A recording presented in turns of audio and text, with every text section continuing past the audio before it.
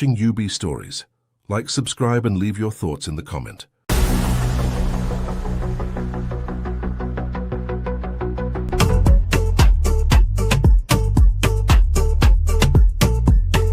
UBMC, we rise. Learn the skills, yeah, we grow online. Uncle Ben, no, show the way we shine. Create your dream, build your life. UBMC, it's our time. UBMC, it's our time. UBMC, it's our time. UBMC, it's our time. UBMC, it's our time. UBMC, it's our time. UBMC, it's our time. UBMC, it's our time. I go blind. I go bend, no shoulder way. I go blind. I go bend, no shoulder way. I go blind. I go bend, no shoulder way. I go blind.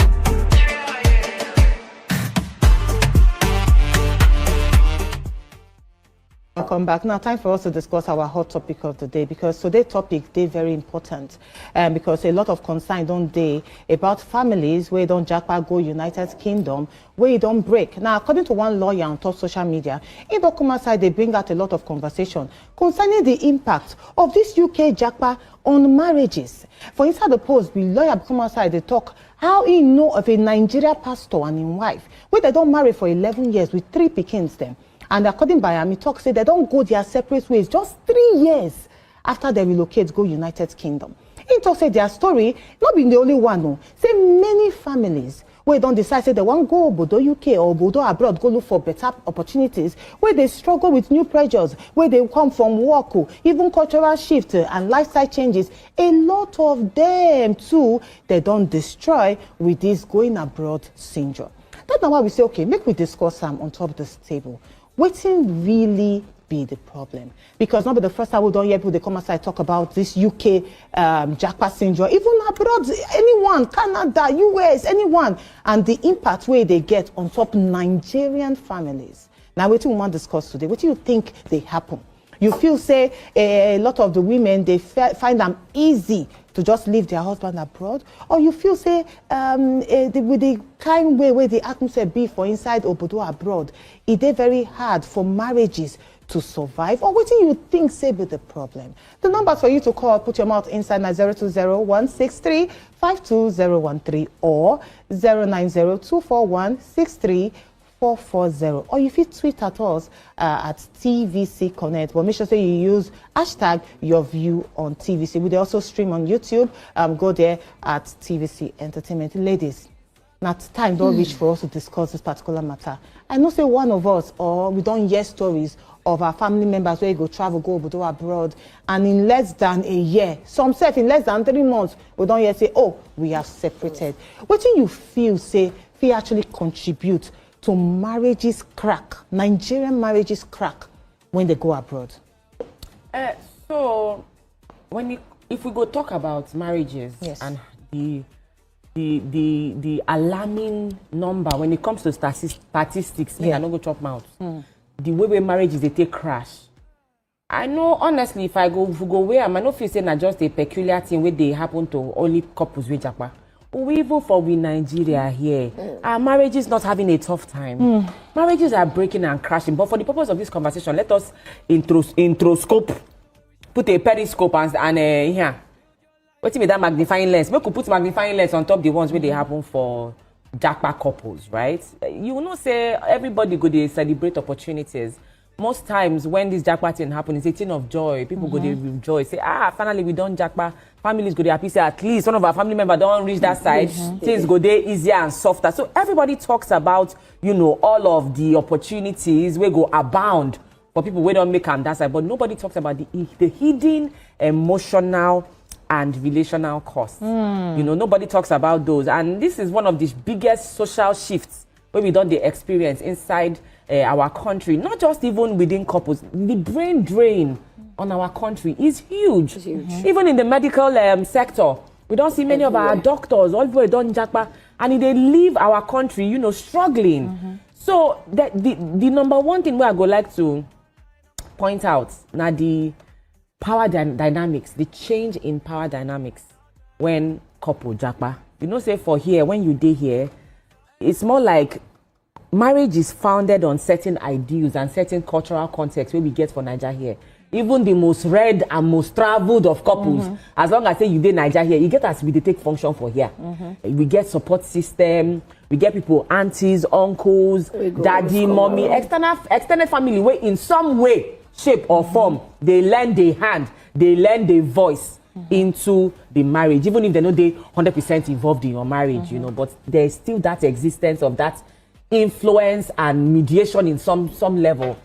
But when you have a couple, a man and woman who were raised here in this country, all their life, their world view don't they shaped by cultural nuances when we get here. All of a sudden, they just extricate them, forcefully just commode them, throw them into a completely different environment where the culture and everything is different. It could definitely pose some sort of challenges where if the both couple not prepare themselves for mentally and emotionally with emotional intelligence, it could definitely pose a challenge to both couples. You know, so that is one of the things where they affect some of these japa things. When you na dey Nigeria here, if you afford nanny, we go help with the children. Exactly. If you afford cleaner, we go take some of the bulk of work off you. The woman feel they rest small. So feminine energy go there. I'm not saying that the women here don't work, but you have a bit of ease, right? When it comes to navigating career and domestic chores. But when you go abroad suddenly, the man has to work. The woman too has to work. Maybe you know if you afford nanny. So now the man and woman need to jointly take care of children, take care of the home front. Man go need to wash plates, wipe away, picking bomb. Woman, so the roles, everything will just shift. And it's usually sudden. So if man and woman no prepare themselves, it go pose challenge. And then you know say abroad, then get this culture of, you know, the upholding of rights. Of women. It can't almost won't be like say that side. It can't won't be like say women get a upper hand. It might not be the case, but it's just that women's rights matter as much as the rights of men. Because me, I don't see for abroad so we say if them batter man, then they arrest the woman. This woman where they run Shakari Richardson, that woman where they run for America. The last time when in panel beating husband for airport, they arrest them. So women's rights matter. Women's rights matter. So all of a sudden, you can be like say when the woman reaches, she say not be as my women they do for abroad yonder. Now they do for here. If I talk, I get voice. People they hear me. So and the woman can't enter. She can't enter that new phase of my voice counts. The man said go see I must challenge. This woman will be say for house before. If I talk bam, all of a sudden the man masculinity go come they challenge. The two go come they clash. They come they at loggerheads and rinse and repeat. Day and months they pass. The canker worm go come dey waiting, go come dey bigger. So I believe that the biggest challenge is the culture shift, the economic, the power play where they involved, and if couples not prepare themselves for all of these things, discuss them and indoctrinate them into their mindsets and their mental business. Say, come, everything what they do, the blueprints, like you like to talk, the blueprint here cannot work there. If both man and woman don't prepare themselves, the thing go cause wahala. Make a carry out from where you talking, because me I believe say marriage will break for UK. It don't they shake from Nigeria. Simple. We could not go far. Because the truth now say African women, they don't teach us to endure. Because from here, the cultural shock where they shock us now say, what will people say? So we go rather stay here, stay inside the marriage. Sake of say what will people say, because for here nobody they talk about accountability. Now here man go there mistreating wife, mistreating pikin, beating wife, beating pikin, and people go still tell the woman say you know say now you make her invest. You know say next time maybe make you no talk like this, because accountability no dey. So me I just say women they go where they more exposed, where they understand say their rights, their individuality they protected, where they understand say the BS where they take for home. Where I they suffer myself to take them. I don't have to take it here. I don't have to take it here. That's why I say marriage will scatter for UK. It don't they shake from Nigeria. Now the people where they inside the marriage no say the marriage don't they shake, and they feel no. Make them even come there in denial, because UK just present to us say everybody get right, pikin get right, mama get, wife get right, husband get right, everybody. House and sister, domestic staff get right. You get how you go take treat them. Unlike here where we say anything goes. Men are free to get away with different things, and they will still subject women to that ridicule of their own behavior. So me I not really think say now UK they cause the marriage break. The marriage don't get crack before. It's just to say women they upgrade every day, they advance every day, they see things where they reason say, oh, so this things where our mothers suffer for. We don't have to even suffer for it. In fact, you know they cast in stone, say you must suffer for them. Just look at the way that they say African man for year, we won't test you, say you be wife material, go fair look your poverty level. Say how well you fit adapt to poverty. Say now how they take judge wife material. Look, you get one day where one guy talk saying carry one babe go ice cream restaurant where she say where she book less. You understand? You start from there because how do you you look me finish say if I want pity you, in another place say I want pity. Simple. But the man don't they use and judge say she go be wife material. Me like this, my character is not good. I don't think I'm even wifeable. Maybe I could be a good mother. But the person will go on marry me now. We go gas talk. Say he gets some certain things where as I did like if you talk one, I get capacity to talk 110. Oh my God. No, it starts from there. Honest conversation. Honest conversation. Honest conversation. Yeah. Say, I know they keep quiet. Yeah. I be goat. So if you talk one, I have tendency of say 120. Are you ready for it? You get sometimes where we say even if the man they raise, nobody be fool. Sometimes you go keep quiet out of courtesy, out of love, out of respect. Say what? So there's not a fighting day. But the day you decide to wear your glove, is that the day? I say she no get respect, she rude. You didn't see it before. Okay. Moyo, what do you think? Be very hard.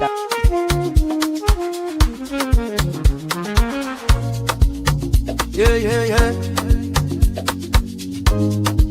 You be in the building. Hey, vibe with Uncle Bino, let's go. Now happy hour things, you know. Hang out with you, babe. It's our vibe tonight. Hey, laugh and learn, we shining bright. Oh yeah, you be stories, life lessons. All right. Welcome back, everybody. How you doing? Oh yeah, I can see everybody into the building. Thank you for hanging out with me yesterday. And a big shout out to all my sisters, brothers, and everybody who contributed to yesterday's show. Before we go ahead on this one, I want to apologize to all my sisters in the house.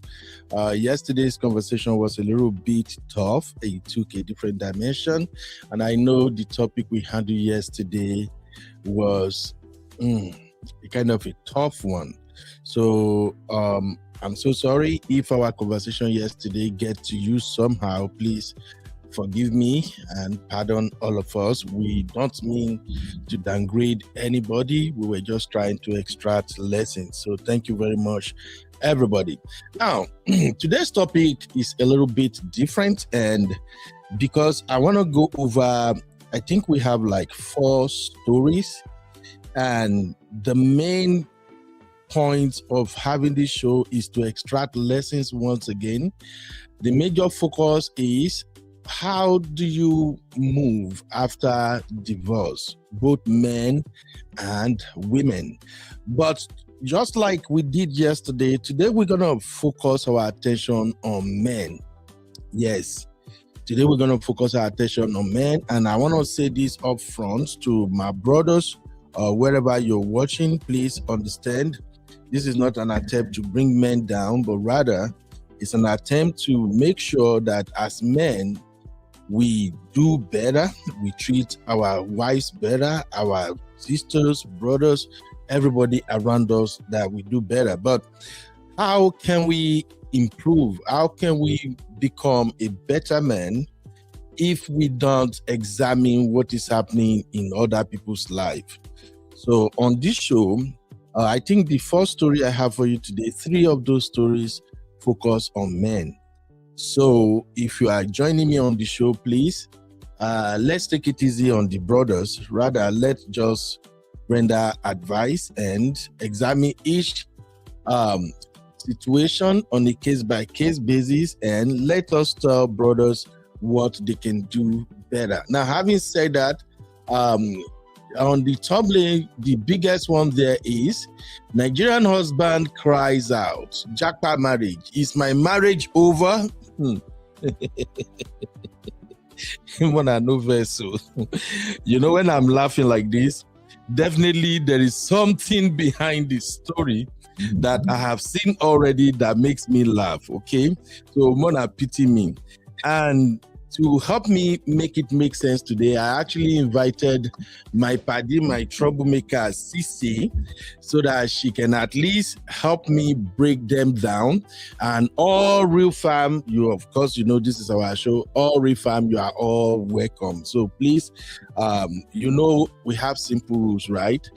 No cursing, no trolling, no insult. We can disagree, but let us disagree respectfully, and always remember that we just want advice. We just want to, like, you know, make it make sense. Okay. So this particular one caught my attention first when this man wrote to Pastor Shola and he was crying. And he said, "Is my marriage over? Is this how my marriage is just gone? My wife, for the past 2 years, we are not doing anything in the house. She's not even cooking. She order food. She order out. She for her and the kids. Nothing is happening. Everything is just kind of, we are just like two strangers in the home for 2 years. I just want to know, sir, does it mean my marriage is over?" And guess, I'm sorry. I'm so sorry, guys. Before, I used to be very active on Facebook, and sometimes I would hop on Dr. Shola's page and I would leave some comments, but I don't do that. I don't do that very much again. So when I saw this, the first thing that came to mind was, Ben, just type, just say, ask people. Make we tell them the truth. That's all I wanted to leave in the comment. Shall we tell him? So that's where we're going to start today. So my first question to you, my real fam, is make we tell them. So please drop your take in the comments. You won't make we tell this brother waiting day. I'm going to read his story. It's a very short version. And as I was thinking about the story, I'm like, oh, no. I need somebody who can help me analyze this situation. Somebody who is not going to say, okay, Ben, let me just pity your brotherhood. And I'm like, okay, which of my sisters go they free? Which of my sister? Be make I try Uncle Dio first? No, I need a woman. I just need one woman. We go feel me say, you be your brother mess up. So I'm like, all right, I'm gonna go call Sisi. So that is where we're starting. The question is, make we tell this brother waiting day for 2 years, no kerewa, nothing. They know they do nothing together, but they're inside the same house for abroad here in the US. And the brother is still don't get it. He feel like, does it mean my marriage is over like this? I mean, where did they go on? So I'll leave that to you, real fam. Please let me know in the comments what is going on. Make we tell them. So while I'm waiting for that, for those who are watching the vertical live, I'm gonna drop the link to the main show. Sisi is even commenting on the vertical. I'm here. Yeah, I see you, Mama. You're on the vertical. So if you're watching on the vertical, I just dropped the link. Please click the link so you can come to the main show. It's the same show, but on my big screen, I have the main show on the screen. So there I can see all comments and everything. Okay. So please, if you are watching on the vertical, just click on the link and it will bring you to the main show. So we can have this fantastic interaction together. My Sisi, what's up, Mama? How you doing? I'm good. Thank you. Oh, What are you in? Good morning, good afternoon. Which one? I don't even know. Whatever you call and Sisi, I think like you sent me the link for the vertical. Because I came in on the link you sent me. I said, oh, I thought I sent you the studio link. Sorry. Which one did I drop in the backstage? Did I drop in my private chat, in our private chat? Yeah. Let me see. So that, okay, I dropped the main show in the backstage. You know, I know I'll make my real fam uncles and sisters come for me. So I have to notify everybody. Sisi, are you ready, mommy? I'm ready. So because we have a lot to cover, what we're going to be doing basically is, when I read the story from Dr. Shola's page, I'm going to get your take on it, and then we're gonna read comment. Oh shit, I don't even check with Abby to see if Abby is back from work. See my life. So If Abby is available, I know Abby will come in shortly, so Abby can help read the comments. So to make it fast, I read the story, we analyze it, Abby read comment, we respond to comment mostly on this one, and then for those who want to participate, you can come in with the link, or you can call our studio number. I'm sorry, TSC sisters, I don't use una color again, make una no vessel, now waiting I see. All right, Sisi, are you ready, Mama? I'm ready. All right, let's get this show started.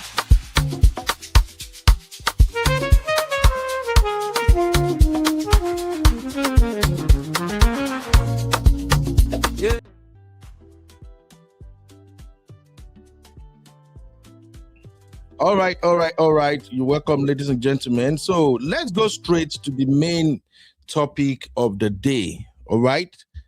And I'm going to share it on our screen right now. Okay. I like this brother. The story is not long at all. But what really, what got me worried was how he sounds so naive. That's just what got to me. Can you see the screen, Sissy? Yeah, I can see it. It's a bit small, but I can see it. Okay, let me see if I can enlarge it a little bit. Okay. All right, real fam, everybody, you're welcome. Shout out to my comfort Adagri. Shout out to Misty. Misty, you actually accused me. You say in 2026, I've added lying to shouting. See? Misty, you're so wrong, sis. Uncle Dio, how are you doing, sir? Uncle Patrick, you're welcome, Uncle Patrick. Thank you very much. Okay, I see my CCUS is in the building. Oh, Bilba, how you doing, my lovely sister Bilba? You're welcome. US Sister Tonia in the building. And of course, my sweet Auntie Lola. Sister Lola, how you doing now?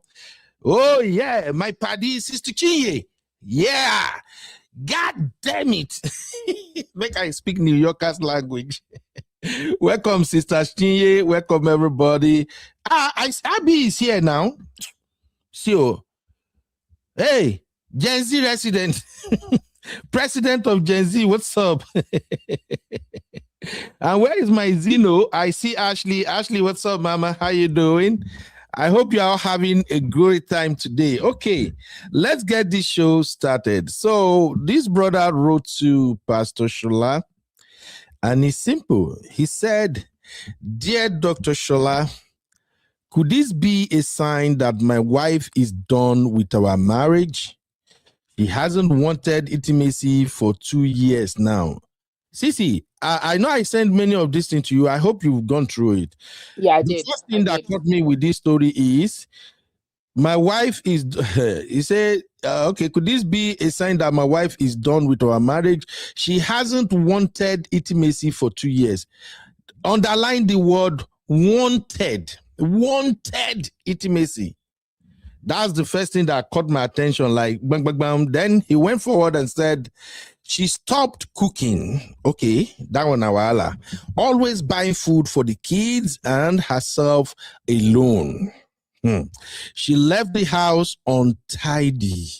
We only talk about anything that concerns the kids.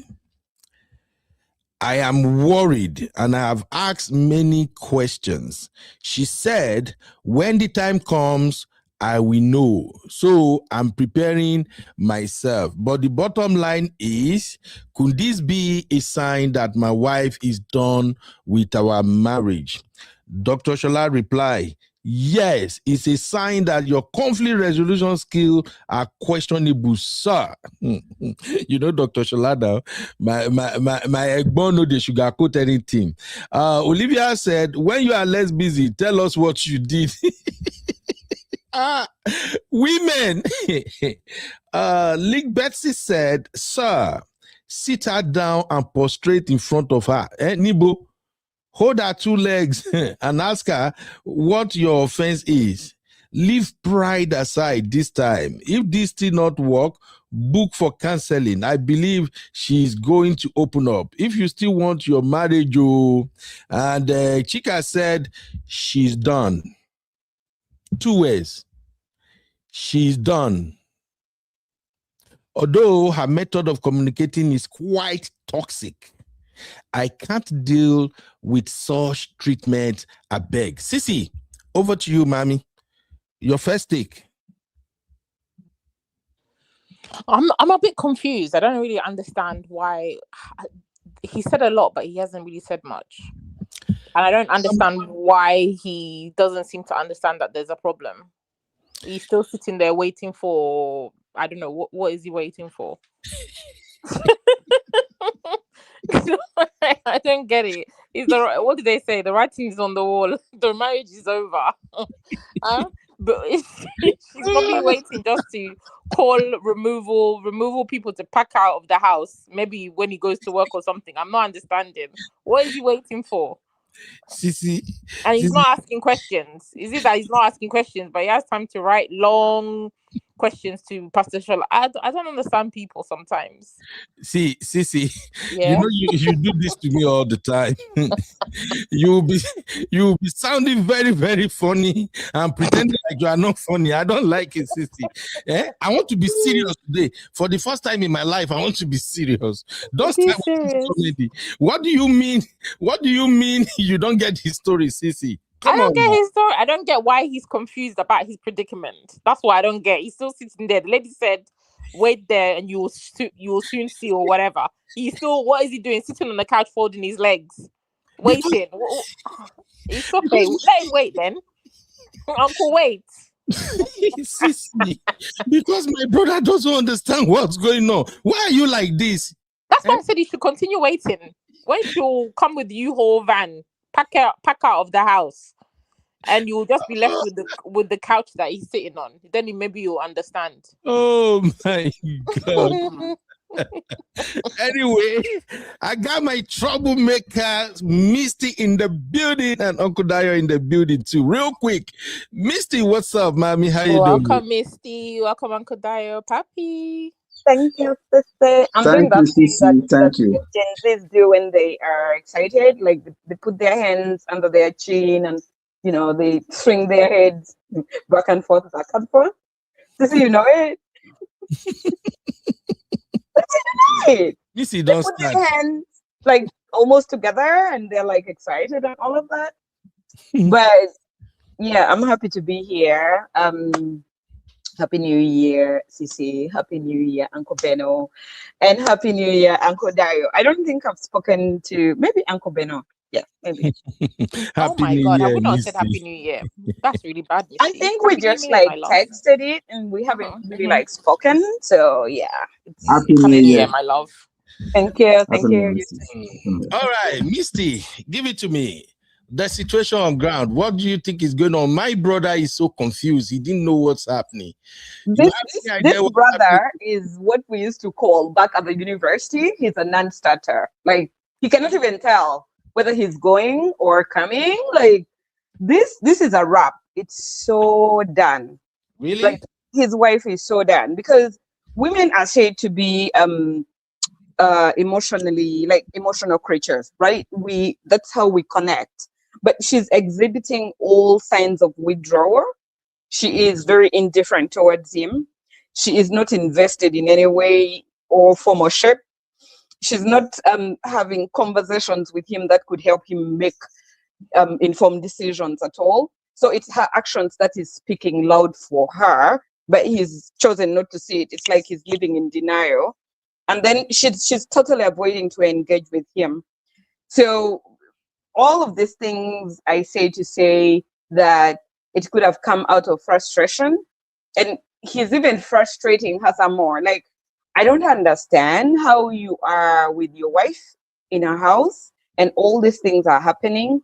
No intimacy for 2 years. Like, nobody's going to tell you, not your neighbor, not your kids, that it's done, but it's done. Yeah. Okay. We have a lot of story to cover. Let me take Uncle Dayo's take real quick. I'll ask one question and then we keep him moving. Uncle Dayo, what did it happen to this man, I beg? Honestly, the man is just naive and is not taking accountability. If I have an opportunity to talk to him, I will ask him, before the sudden change in the wife, what was the last event that maybe happened between him and the wife that he could remember. He knew it already. He knew that he did something wrong, but he doesn't want to take accountability. So how could you be in the same room, in the same house with your wife and your children for 2 years, no intimacy, and your wife has been doing things alone all by herself, and you never felt that you should at least sit her down and find out what is going on? Is there something wrong? Obviously, that means he knew he has done something, but he does not want to take accountability. So to me, he just want to embarrass himself by coming out to come and be saying that, does that mean my marriage is over? No, the marriage just started. In fact, you're about to go for your personal honeymoon. So don't worry, continue waiting. But I thought you were going to come in and be a little soft on the brotherhood. What's happening? I'm loving the accountability for brotherhood. I don't God like. bless you, Uncle Dayo. I'm telling you, the marriage just started. Sisi, Sisi, Mr. Arokuda, I don't like what. I don't like him. You people are not even giving my brotherhood grace. He is still confused. Maybe he's dreamy. It's just 2 years. It's not too far. Oh, okay. But on a serious note, though, Sisi, what could just tell us from a woman's perspective? What could have happened? How do women get to a point where nothing is happening between them and a man, and they are under the same roof? And I don't get it. What can my brotherhood? What exactly can we do as men to push women to that point whereby you just feel like, look at his black ass. I don't want to do nothing with this guy, man. I'm just going to stay right here until I'm ready to move out. Sisi, any idea? I don't know what could have happened, but clearly it must have been years of either emotional neglect or whatever kind of neglect. I don't think the man has been abusive because, he's still very calm, very quiet, very, his temperament seems to be somebody who's very nonchalant about things. And I think for somebody like me, having a partner like that would stress me out because I need you to be active. I need you to be doing things. I need you to be questioning things. I need you to be taking charge and being in control. So maybe the woman is just fed up with the man's type of his type of behavior. He seems like the type of man that she's always the one having to carry him along to make decisions. She's always the one having to suggest things. Maybe she's the one who's gone for promotion. Maybe she's already gone for jobs and she's maybe education wise she's already got master's PhD. Uncle is still happy, I'm gonna say, driving Uber. He's happy at that level. He seems to be that type of partner that doesn't want to progress themselves in the same way that he's showing the behavior that he's showing now, where he's acting like he doesn't know what is going on. Your family is falling apart. Your wife has basically left you and the kids with the kids. It's just that they're just sleeping in that house. You have no relationship and you're still asking, is my marriage okay? Is my marriage in trouble? The man is just frustrating.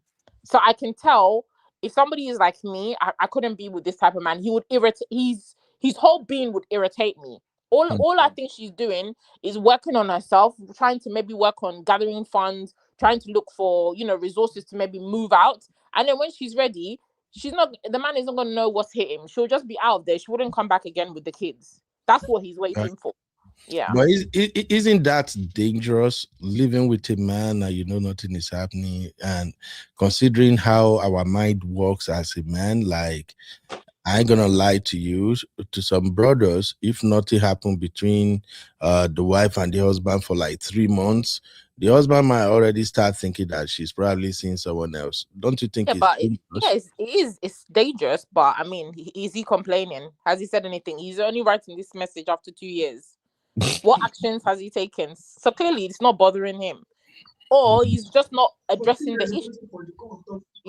So if you're not doing the do for 2 years and you think that nothing is going on, then as a man, I'm confused. I'm confused. Yes, I'm coming, sir. Let me just quickly shout out to my sister Shitinka. You welcome. All right, Zeno, I take or beg you, don't start with me today, Zeno. Zeno said he's the Lulu. Very difficult. Uncle Ben, you're at public muted and reduce the volume. Come on, Uncle. Who's good? Oh. Want to make us go deaf? Are we having a technical issue? Maybe Uncle Dio. I think Uncle Patrick is on the phone. Hello, Uncle Patrick. Hey, Uncle Beno. Yeah, Uncle Patrick, you are calling the phone all the time now. You don't come into the studio. Is it easier for you that way, or is it because of where you are, sir? Welcome, Uncle Patrick. It's easier for me, whichever way. At least people can hear me. Hey, Sissy, how are you doing? All right, Uncle Patrick, you're welcome. Hey, Nikki, my beloved sister, how are you? I'm good, thank you. How are you? We're waiting to pray concerning Welcome, our Uncle Patrick. anyway. Guys, please hit the like, hit the like. The like is still very, very low. I see only 11 likes, so please hit the like, do me a favor. All right, Uncle Patrick, real quick, your take, sir. Hey, Uncle Beno, thank you for having me. Yes, sir. That's a very good question. Hey, let us not be naive, Ben. There are a lot of cases in marriage, same cases in marriage. Women can hold themselves for so long, especially when they are mad at man, and women use that even as a weapon to deal with the man. A lot of cases. You don't want to count, Ben. I know in this case it's peculiar somehow. I don't know why the man waited up to this moment to be asking Dr. Shola such a question. That was a nonchalant attitude. Many cases that we have handled, elders in church, family members that we have to involve. How can you hold on to 2 years? The woman is not cooking, is buying. Oh, in fact, I agree with 100%. That's a nonchalant attitude. And you now go to social media about your family asking Uncle Dr. Shella. No. He said, no. There's more to it. Absolutely. Yes. Absolutely. There's more to it. The man doesn't really care. For 2 years, he never called people from his place. Either he never called people to talk to the wife. No. He said, no. That's what I want to say. I'm not taking sides. We've not heard from the man. We've not heard from the woman. But for 2 years, yeah. For 2 years. Okay. Yeah. Thank you, Uncle. Uncle Bele Miranda, I've had a case that this woman will wear 3 shorts to bed. Yes. Some women, I'm sorry to say, some women are very stubborn.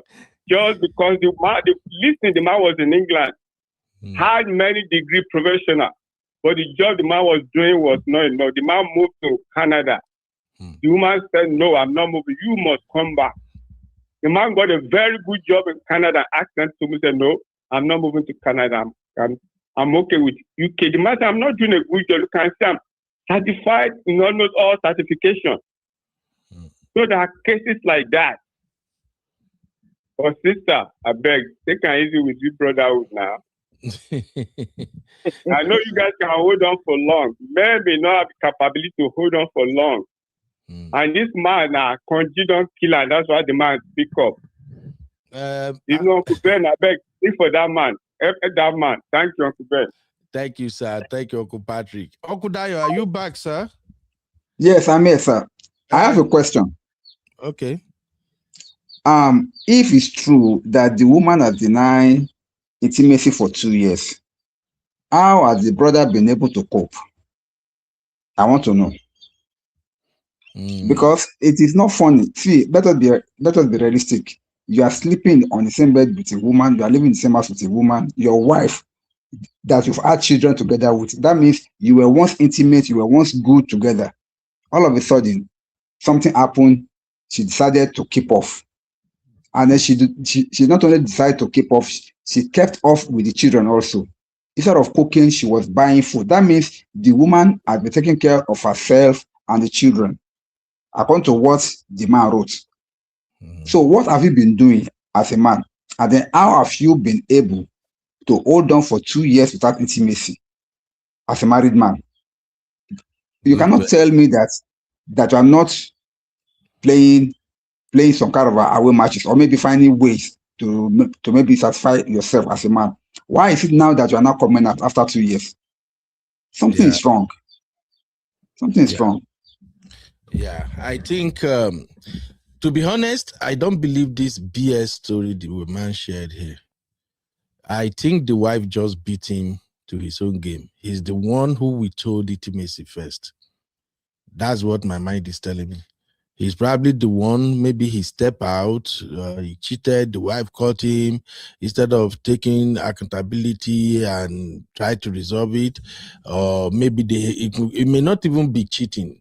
But I know for them to live like this, my instinct tells me he's the one that we told intimacy first until the wife overcome it. And then the wife is like, okay, if that's the way you want to go, then you are not coming back. This paradise is no longer for you. Because everything he wrote here, he just shifted all the blame on the wife. And you are right with the question. Missy, you want to add anything before we move on to the next story? Hey, shout out to my brother. Sorry, Misty.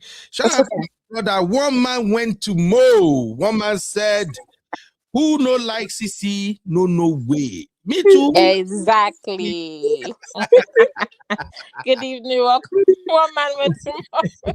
Thank you. My number one fan. All right, Misty, over to you, sis. Okay, so thank you, Uncle Beno.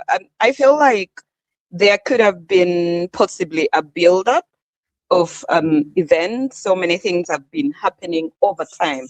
For instance, you see how you tell your husband that, oh, I need the basement fixed, or I need the sink fixed, and they'll keep promising, oh, I'll do it, and then a lot of that stuff keeps happening, piling for years, right?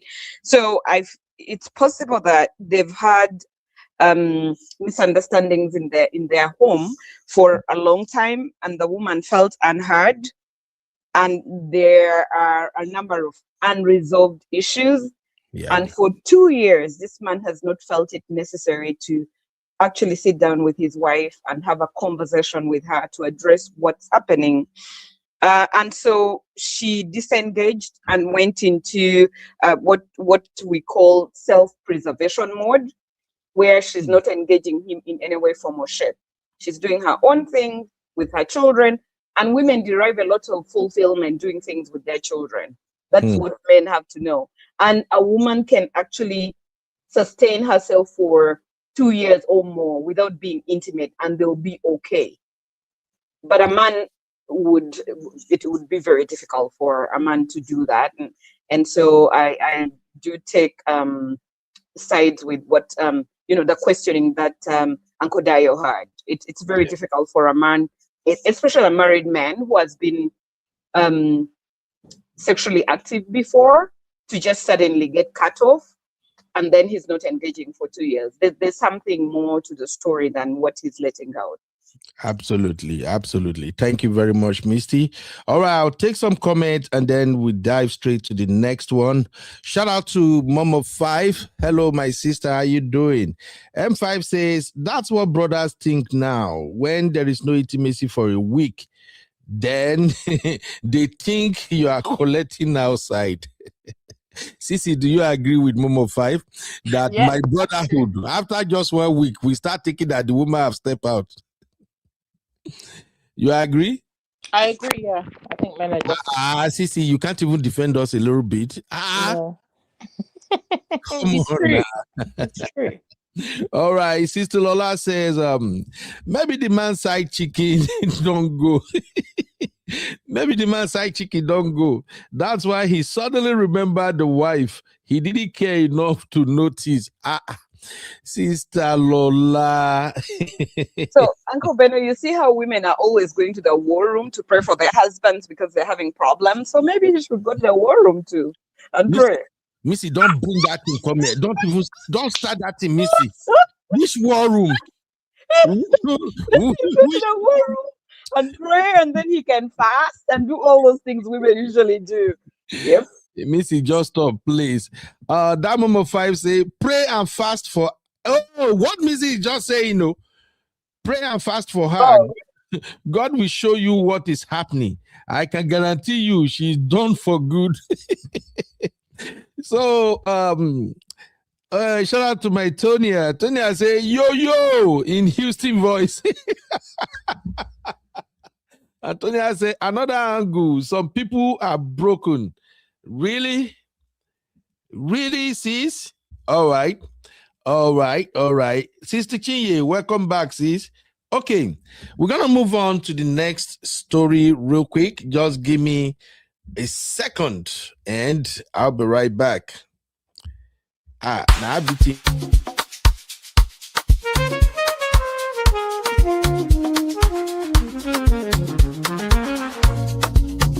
Yeah. You be in the building. Hey, vibe with Uncle Bino. Let's go.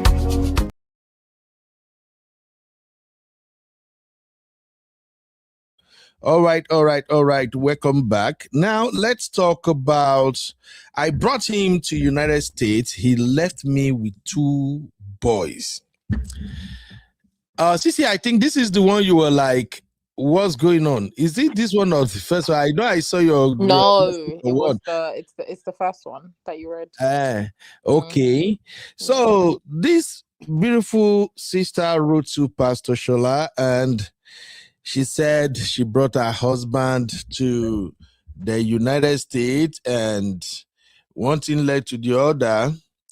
The husband, in a nutshell, left her with 2 kids. So I'm going to read the story right now so we can dissect it together. Let me quickly share it on my screen. All right. This one long, small. Women, where women want shalaye like this. Let me read it. Because you are reading. Okay, hold on. All right, let's go. Okay, 1 second. Hope you can hear me. I'm trying to see the screen. Gosh. Okay, it says, good morning, Pastor Shola. I have been following you for a while and have read many stories, some encouraging, some difficult, but none quite like my own. I have recently turned 39 this December, and I'm a mother to 6-year-old twins. I can't see the other bit. Can you? Okay, 6-year-old twin boys. Twin boys. Yeah, okay. Let's go. Show me. Yeah, it's on the screen. Okay, sorry. I bought my ex-husband from Nigeria. Big mistake. Believing we were in love and building a future together.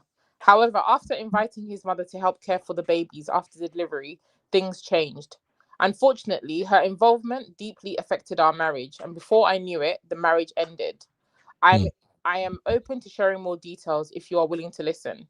6 years later, my ex-husband has moved on and now has another child, while I'm still healing from the loss of my marriage. I'm reaching out because I hope that one day somebody will find me worthy of loving me again and my boys. I would like to give love and relationships another chance, preferably with someone who also has children, so we can build a life centered on raising our kids together. If that never happens, I will still continue living my life and doing my best. But I wanted to be honest about my heart and my hopes. Thank you for taking the time to read this. So that's the story. This is the one no, not this one. This is not the one you said. Where's the rest of the story? So I think this story is becoming too common these days. People leaving Africa, Nigeria, come to abroad. After a while, something will happen. The man will move on. Then the woman will be left to care for the kids and all of that. In her case, I think she's pointing accusing finger on her mother-in-law. Well, she says that the problem started when the mother-in-law came to help them. So, I mean, she didn't go into details, but clearly something happened, right? But any relationship that starts with bringing somebody is always going to have problems. And I think this is where we have to start taking accountability and being honest with each other. Look, if it is left to me, I will say this to every couple out there, both man and woman. Bringing your mother-in-law or your father-in-law into your home we either yield, in fact, the outcome will be either negative or positive. I think we should all know that for now. When you are bringing either mother-in-law or father-in-law, it doesn't matter whether from the mother's side, from the husband's side, or the wife's side. You should know that they are coming can either bring about chaos in your marriage, or it can bring happiness, cohesiveness, companionship, more understanding and love. But in most cases, when mother-in-law comes, and that mother-in-law happens to be the husband's mom, any woman who is not wise, she will run into trouble with the mother-in-law. So, but I don't want to open it up first. Let me just ask my guests to dissect this. Misty, you want to take a go on this one first?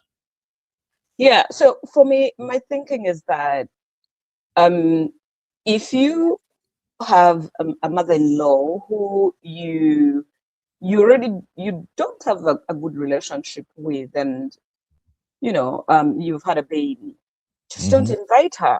Don't invite her for that omugu thing. Just let her be. And if I'm comfortable with my mother and I have a good relationship or better relationship with my mother, I would naturally feel comfortable with my mother taking care of me in that state when I've just had a baby, and because she won't be judging me. So I would prefer to have my mother first. But if my mother is not there, then I would rather, because some people also don't have very good relationships with their biological moms. So make a difficult decision rather, and take care of yourself by yourself with the help of your husband. I would really do that instead of bringing in a mother-in-law or my own mother, and then we butt heads, and then our marriage is destroyed at the end of the day. I would opt for doing this on my own.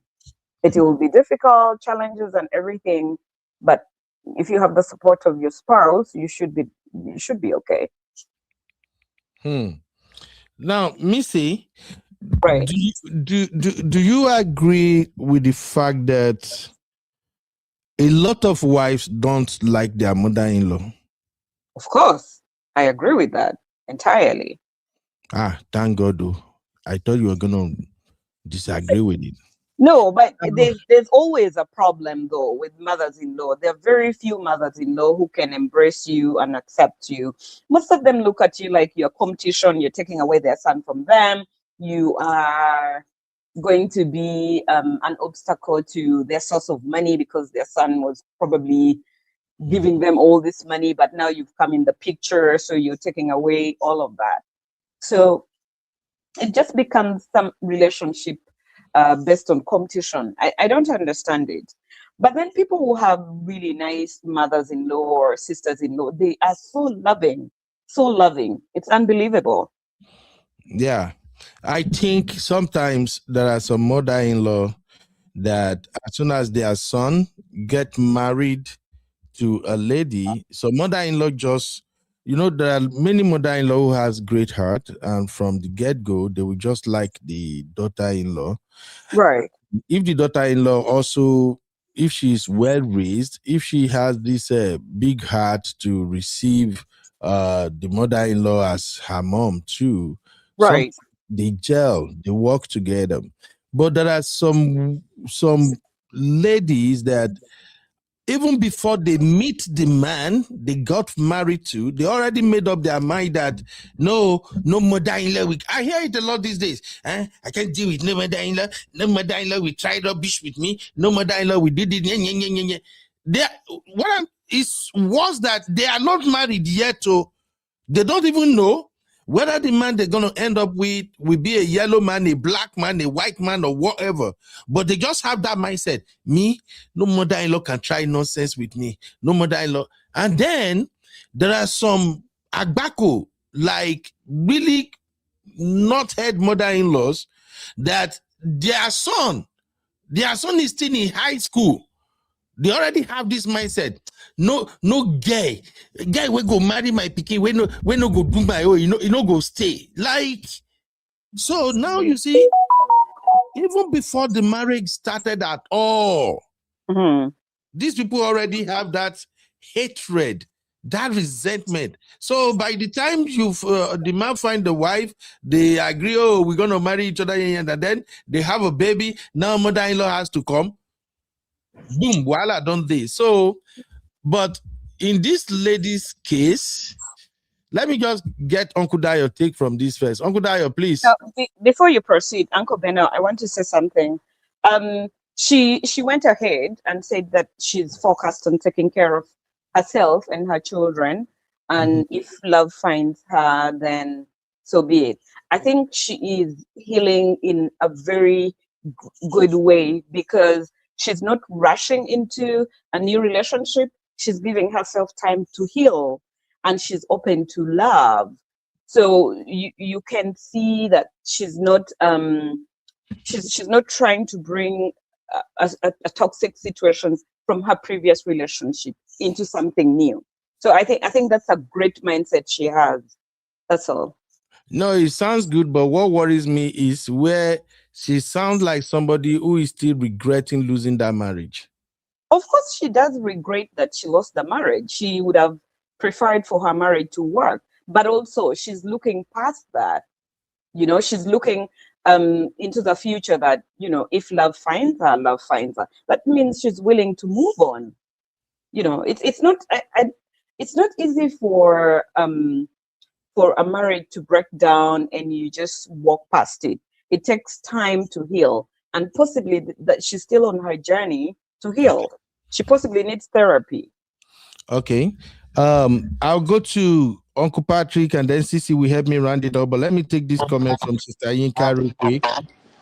Sister Yinka says, sorry, Uncle Patrick. Sister Yinka said, when a parent contributes to destroying your marriage, shake my head. Mama, what did you do?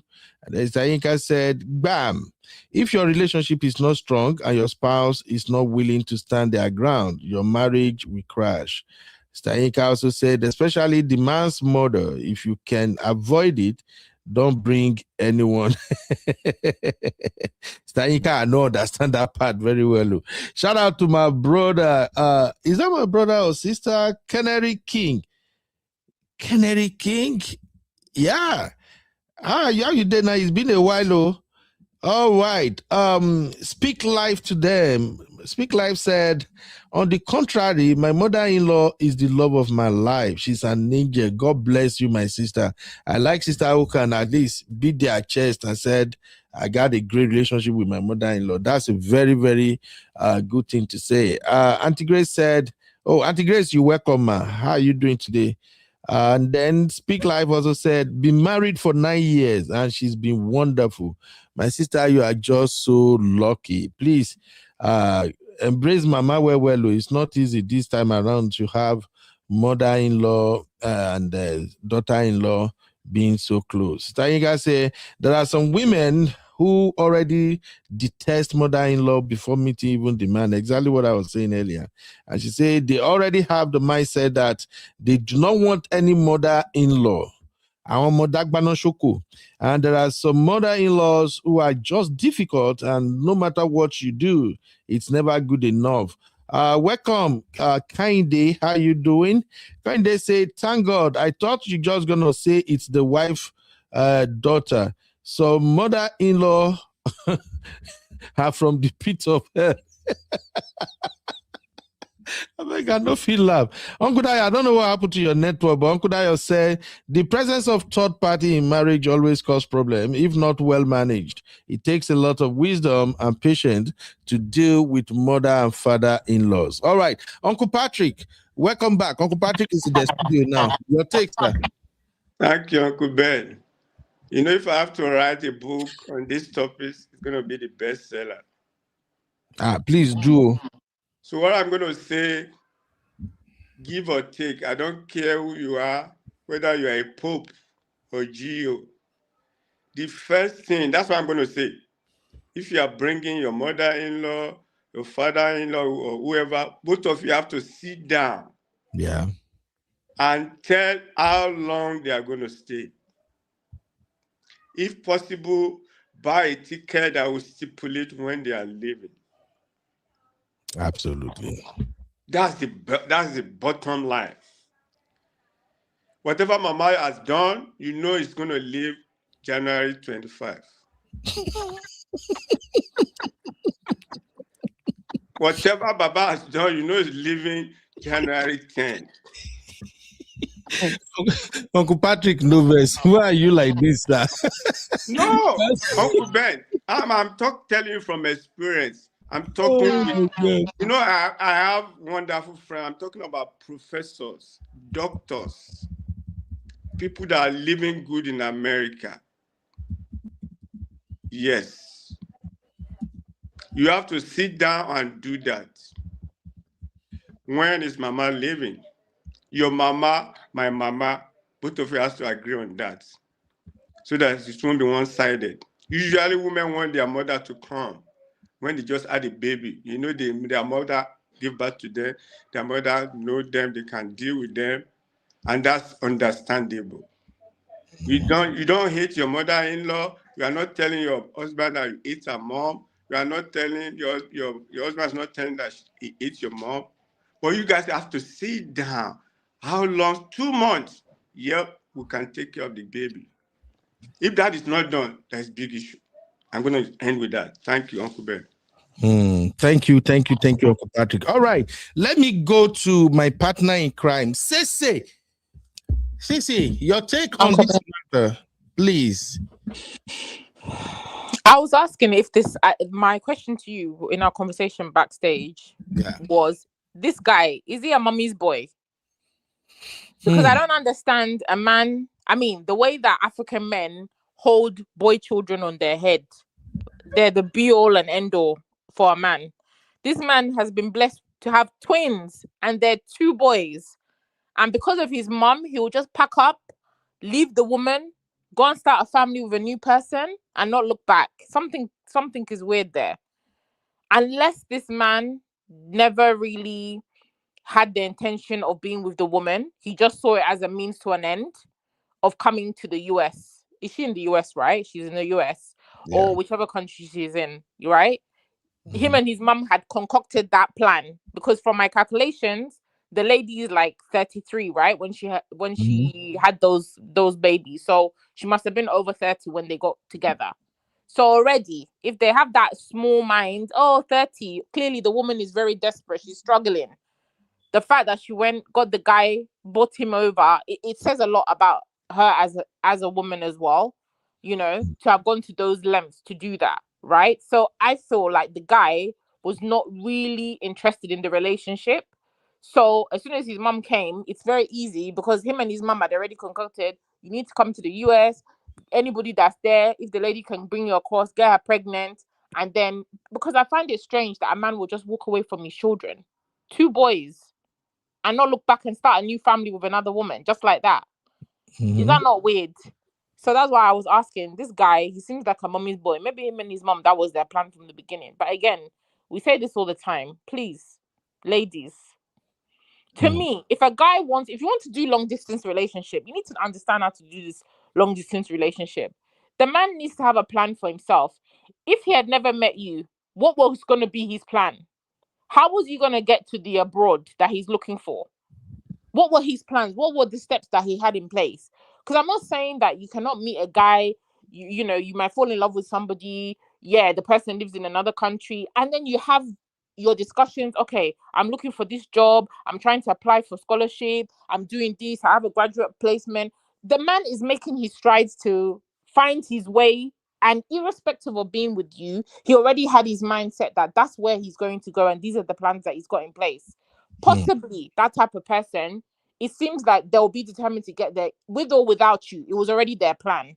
But somebody who doesn't have the means, whether it's the funds, doesn't have the education, doesn't have the access, he's just sitting there in Nigeria or in whichever country he is, waiting for a lifeline to be thrown at him and the opportunity to bring him abroad. No, I'm not going to take a chance. I wouldn't advise any woman to take a chance on such a person, because I feel like as a man, you should know what you want to do with your life. You should be able to map out. If it happens that you're fortunate and you land in the US, fantastic. But it shouldn't be on a woman's back, to me. It shouldn't be on, and even if it's on your, maybe it's your, is it his money that he's putting forward? Let it be on his money. If he has the money, but you have the means to bring him, and he's putting his own funds, okay, maybe. Because at least he's investing something in that journey. But if everything is on you, financially it's on you. You're the one running up and down for all these offices, putting his application. He's just sitting back, folding his arm, waiting for a ticket to be bought for him to board the plane. Why are you gonna waste time on a person like that? I feel like the guy is just an opportunist. Him and his mum. Him and his mum are opportunists, because I don't know what kind of grandparent you would be to encourage your son to abandon his children. Two boys for that matter, yeah. For that, do you understand? For an African man, I'm saying this, to me, And the gender they are doesn't twins. matter. And they And are they're twins. twins. And you're okay with the man moving on and starting a new relationship with another woman and not looking back. There's something going on there. And the mum and the son, they're not innocent. Yeah. Now, I would say two things. It's not like I'm trying to do brotherhood on the first thing I've said, and then the other one is like an advice. One thing, why I think some men move like this and they don't look back, especially when the situation revolves around their mother, is probably the wife might have been frustrated at one point that she has insulted the mother. Because here is the thing, for we Nigerian men, and I think mostly African, but I can only speak of Nigerian men though. For we Nigerian men, our mom is like number one, no matter what, I'm sorry. Our mothers are like number one in all things. And if, as a wife, if you are having issue with our mom, you have to tread carefully. Like I said, I'm not doing brotherhood. This is just like an advice. You have to. I want to have a pushback on what you're saying, but finish. Yeah, you have to train carefully, because here's the thing. Even though sometimes we might see our mom is wrong in certain things, we still don't expect you to insult her no matter what. Please, any man watching, let me know if I'm speaking our mind. We still don't want you to insult her in any way. It's okay. You are angry. Many times we can see, we will talk, but don't insult her. Because once you start exchanging words with our mom as husband, that shit don't go away easily. Even though you later beg, they go away easily. Now, that is on the one hand. On the other hand, my piece of advice is this. Please, if you cannot get your mom and your wife to work together, bro, you are not a grown man yet. I'm sorry, it doesn't matter the age. Don't misinterpret my point. Sometimes you might try your best to, and these two, they will still not work together, depending on if your mom see you as a second husband. Because sometimes when our papa die, in Nigeria, and our papa, they quick die pass. When papa don't die, and then maybe the person where you marry, now he can be the breadwinner of the family. That's the person that is taking care of his mom. The mama is looking at that son as, this is my second husband. So sometimes, no matter what the man might do, no matter how you try to get your wife and your mom to even agree, only might agree. It might not still work. But my thing is, if you can't figure a way for both of them to be able to at least accept each other to some extent in a way that is not, your mom will not give your wife headache. Your mom will not frustrate your wife. And your wife will not begin to see your mom as her number one sworn enemy. Bro, you never mature, to be frank. And for you to be matured, it means you have to get to a point whereby you should be able to look into your mother's eyes and tell your mom some things. It may not sound comfortable, but you just have to make your mom know that this is my wife. Mom, she's my wife. She loves me. I love her. This is our home. She's a good girl. She's a good woman. mommy, she see you like mama, you're gonna have to at least work with her. It's not everything you could defy. It's not everything, you have to confront your mom. And like Uncle Patrick said earlier, which is why I was laughing, is that's just like my style too. I like defining boundaries. So like Uncle Patrick said, as a man, you have to define boundary. If your mom is coming, if your mom is going to stay 3 months, let your mama know, mommy, you are staying 3 months too. These 3 months that you are coming, I want us to have peace. So I am not saying you are a troublemaker, but you are a mother. You are my mom. You are my wife's mom. You have to talk to your mom before she goes. Then you turn to your wife too. You have to talk to your wife. Babe, I love you. I love you with all my heart, but my mom is the person coming. I do believe that her coming, things might happen one way or the other, but remember, she's only going to stay 3 months. After 3 months, she's gone. We're cool. And if it's your wife's mom that is coming, you are still going to have the same conversation. I'm sorry. Women, okay, make me still talk, because if I talk now, will begin push me again. Women sometimes are the one who cannot tolerate their husband telling them, saying to their faces that, hey, your mom is coming, oh, I like mama, oh, and all that. But please, always remember that you and I, we are husband and wife, oh, okay? So when mama come, even if mama is at least trying to guide us, don't say it in a negative way. Don't say it like, oh, where your mom go now, your mom. Just put it respectfully, babe. Say when mama come now, you know how our mothers, they behave. Mama, if you come now, may mama begin to change things around, but just remember, so time now, mama, they go. Do we agree? And if both of you discover that both your husband, mama, or your wife, mama, the two of them be dagbana shoko, make una not let them come. Simple. Well, make una go to visit them, make them no come. I know they will be logging, they want to come. By the time una confront them, say, mommy, you get hot temper. That's why I know me you call, I know wahala. We go come meet you. Mama self go talk to herself. Anyway, that's just my take. Misty, your pushback. Uncle Beno, you're so funny. What should I say, Misty? The drama is too much.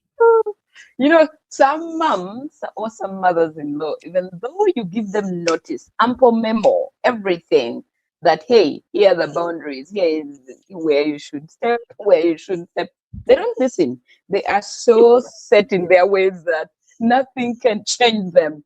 So in those instances, just don't invite them. Do not invite them.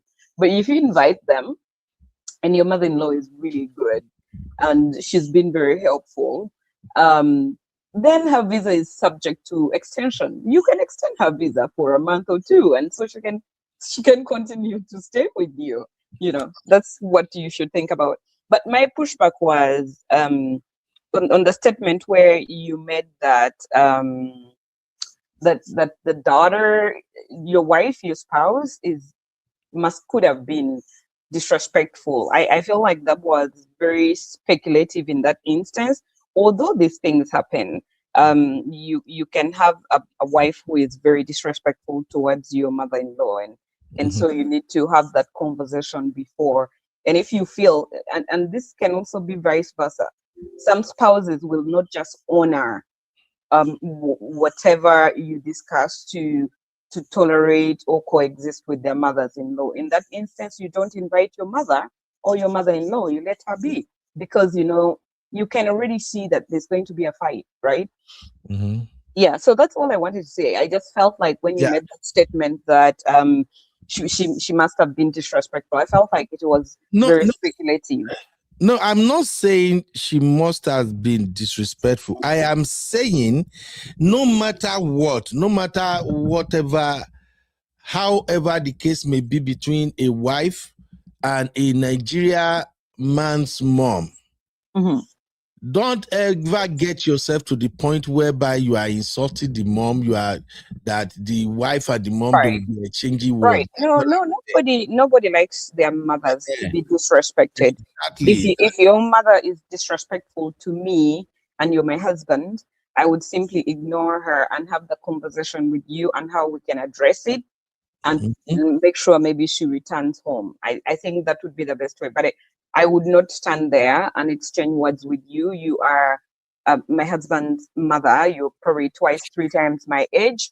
And out of respect for you as somebody who gave me a husband, I won't exchange words with you. I'll just ignore you. Yep.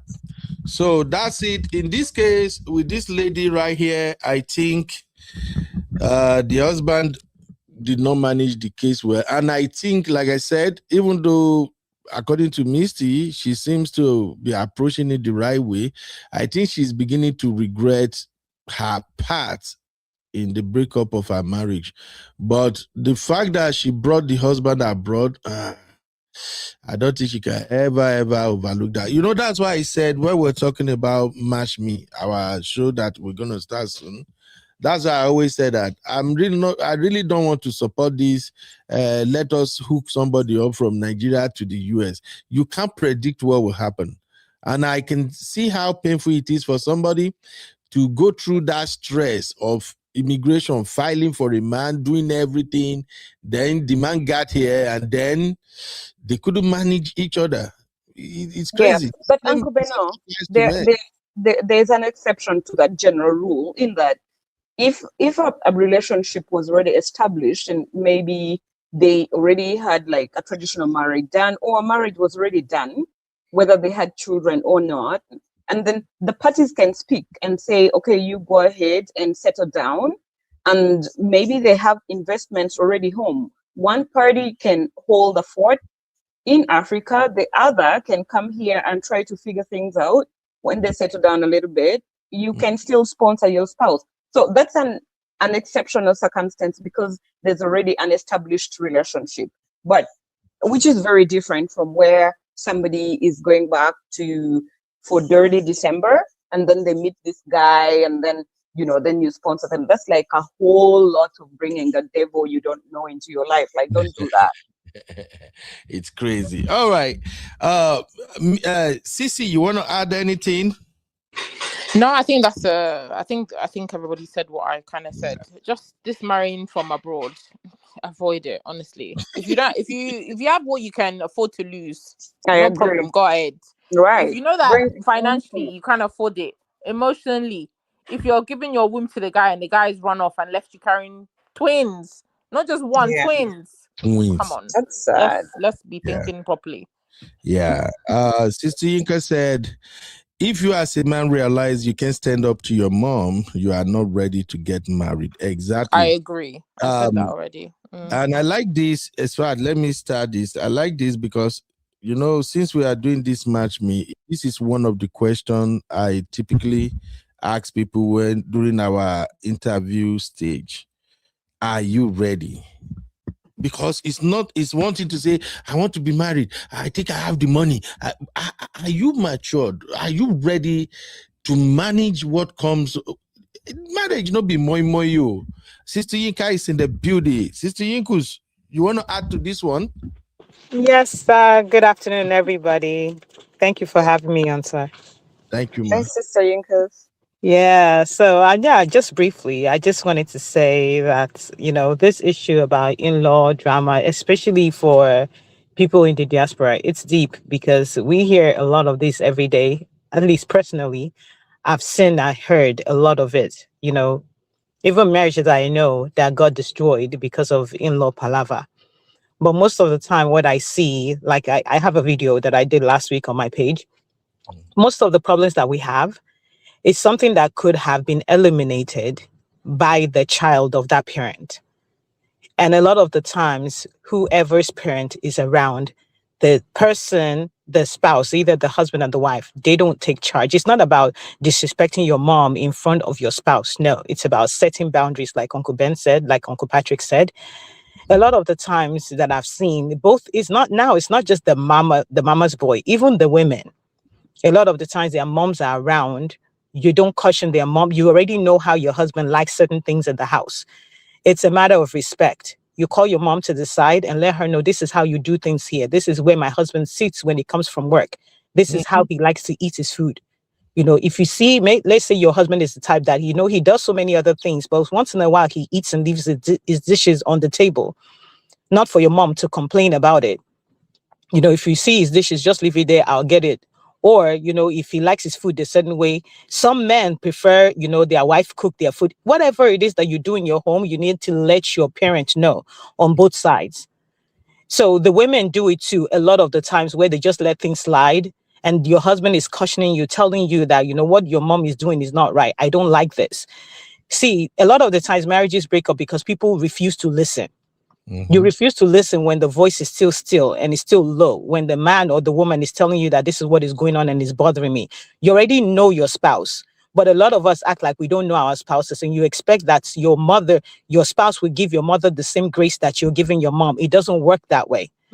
We need to realize that a lot of the times you will be able to overlook certain things because that's your mom. But to your spouse, everything, the littlest of anything that you do will trigger something in your spouse, regardless of whose side it is, as long as that's not their own mother. But a lot of the times we expect that our spouse will give our own parents the same grace that we're giving them. And that's where the problem starts. Sister Yinka, Yes, sir. wait. Make I clap for that point first. Okay. You know why they clap for that point? Yes, sir. It resonated when you said sometimes we expect our spouse to give our parent the same grace we give our parent. That's where I think many couples are missing it. And that is why, you know, when I was just saying now that sometimes as men, we don't expect you to insult our parent. No matter how terrible they behave at times, we don't expect it. We know it's wrong, but it's because of that grace Sister Yinka just mentioned now. Because for us, we were expecting you to give her grace. But some mama will literally push some wife. Ooh. As soon as you leave the house, you go to work. Some mama will turn your house upside down before you come back. And as soon as you come back, they will be smiling on your face. Hey, hey, you know, so I just wanted to give you that applause because friendly man. You please. Yeah. And I also wanted to say something. Before you bring a parent over to stay with you, you need to be truthful with yourself. A lot of times, a lot of us will lie to ourselves. We know, you know, your mom is wahala. You know, your mom, in fact, when you think about the people, you know how she treats your brother's wife. You know how she treats the women around her when she goes to visit. You know the way she talks, and you know your spouse. So when you already know all of this, why would you now bring her to your space, knowing the kind of person she is? This mama, for example, may be 50 years old, 60 years old. You want to now change a 60-year-old in your house? But a lot of the times, you already know your mother is difficult. You know that. But because maybe you miss your mom or you just want her to come and take care of your home, then at the end of the day, your home gets destroyed because of your lack of not taking things into, I mean, just like I said, the grace. You may be able to overlook certain things, but your spouse may not be able to overlook them even when she tries. There's some mother-in-laws, I give them the utmost respect. They are very, very good. They actually are looking for a space in the heart of their daughters-in-law. But some women are already closed off even before they got into the marriage. I'll tell you an example. Like for me, I always said it. I said it when I was younger that, you know what, when I get married, God, please, I don't want a mother-in-law. And the reason why I said that was because every woman that I saw that was married, I had a mother-in-law, including my own grandma. I know how she treated my mom for years before she was able to tolerate my mom. Do you understand? So I kind of felt like, and I mean, there were so many things that I said with my own mouth that I didn't want. And I always thank God that that particular point that God didn't listen to me, because I would have lost something very, very dear. So a lot of the times we see these things, and then the same mothers probably experience that. And then they bring that kind of energy into their son's home as well. But, you know, like the story that we just listened to, it's very unfortunate that, you know, the marriage, you know, broke down like that. But like I said, all of this stems from the couple. And if your marriage is already shaky, that you guys are already having like a little bit of communication issue, you guys are not solid. Like before you bring a third party into your home, the both of you have to be so solid. You have to know that you can communicate well. with each other. But a lot of the times your marriage is already on a shaky ground to even begin with. And then you now bring a third party that will now just destroy the whole thing.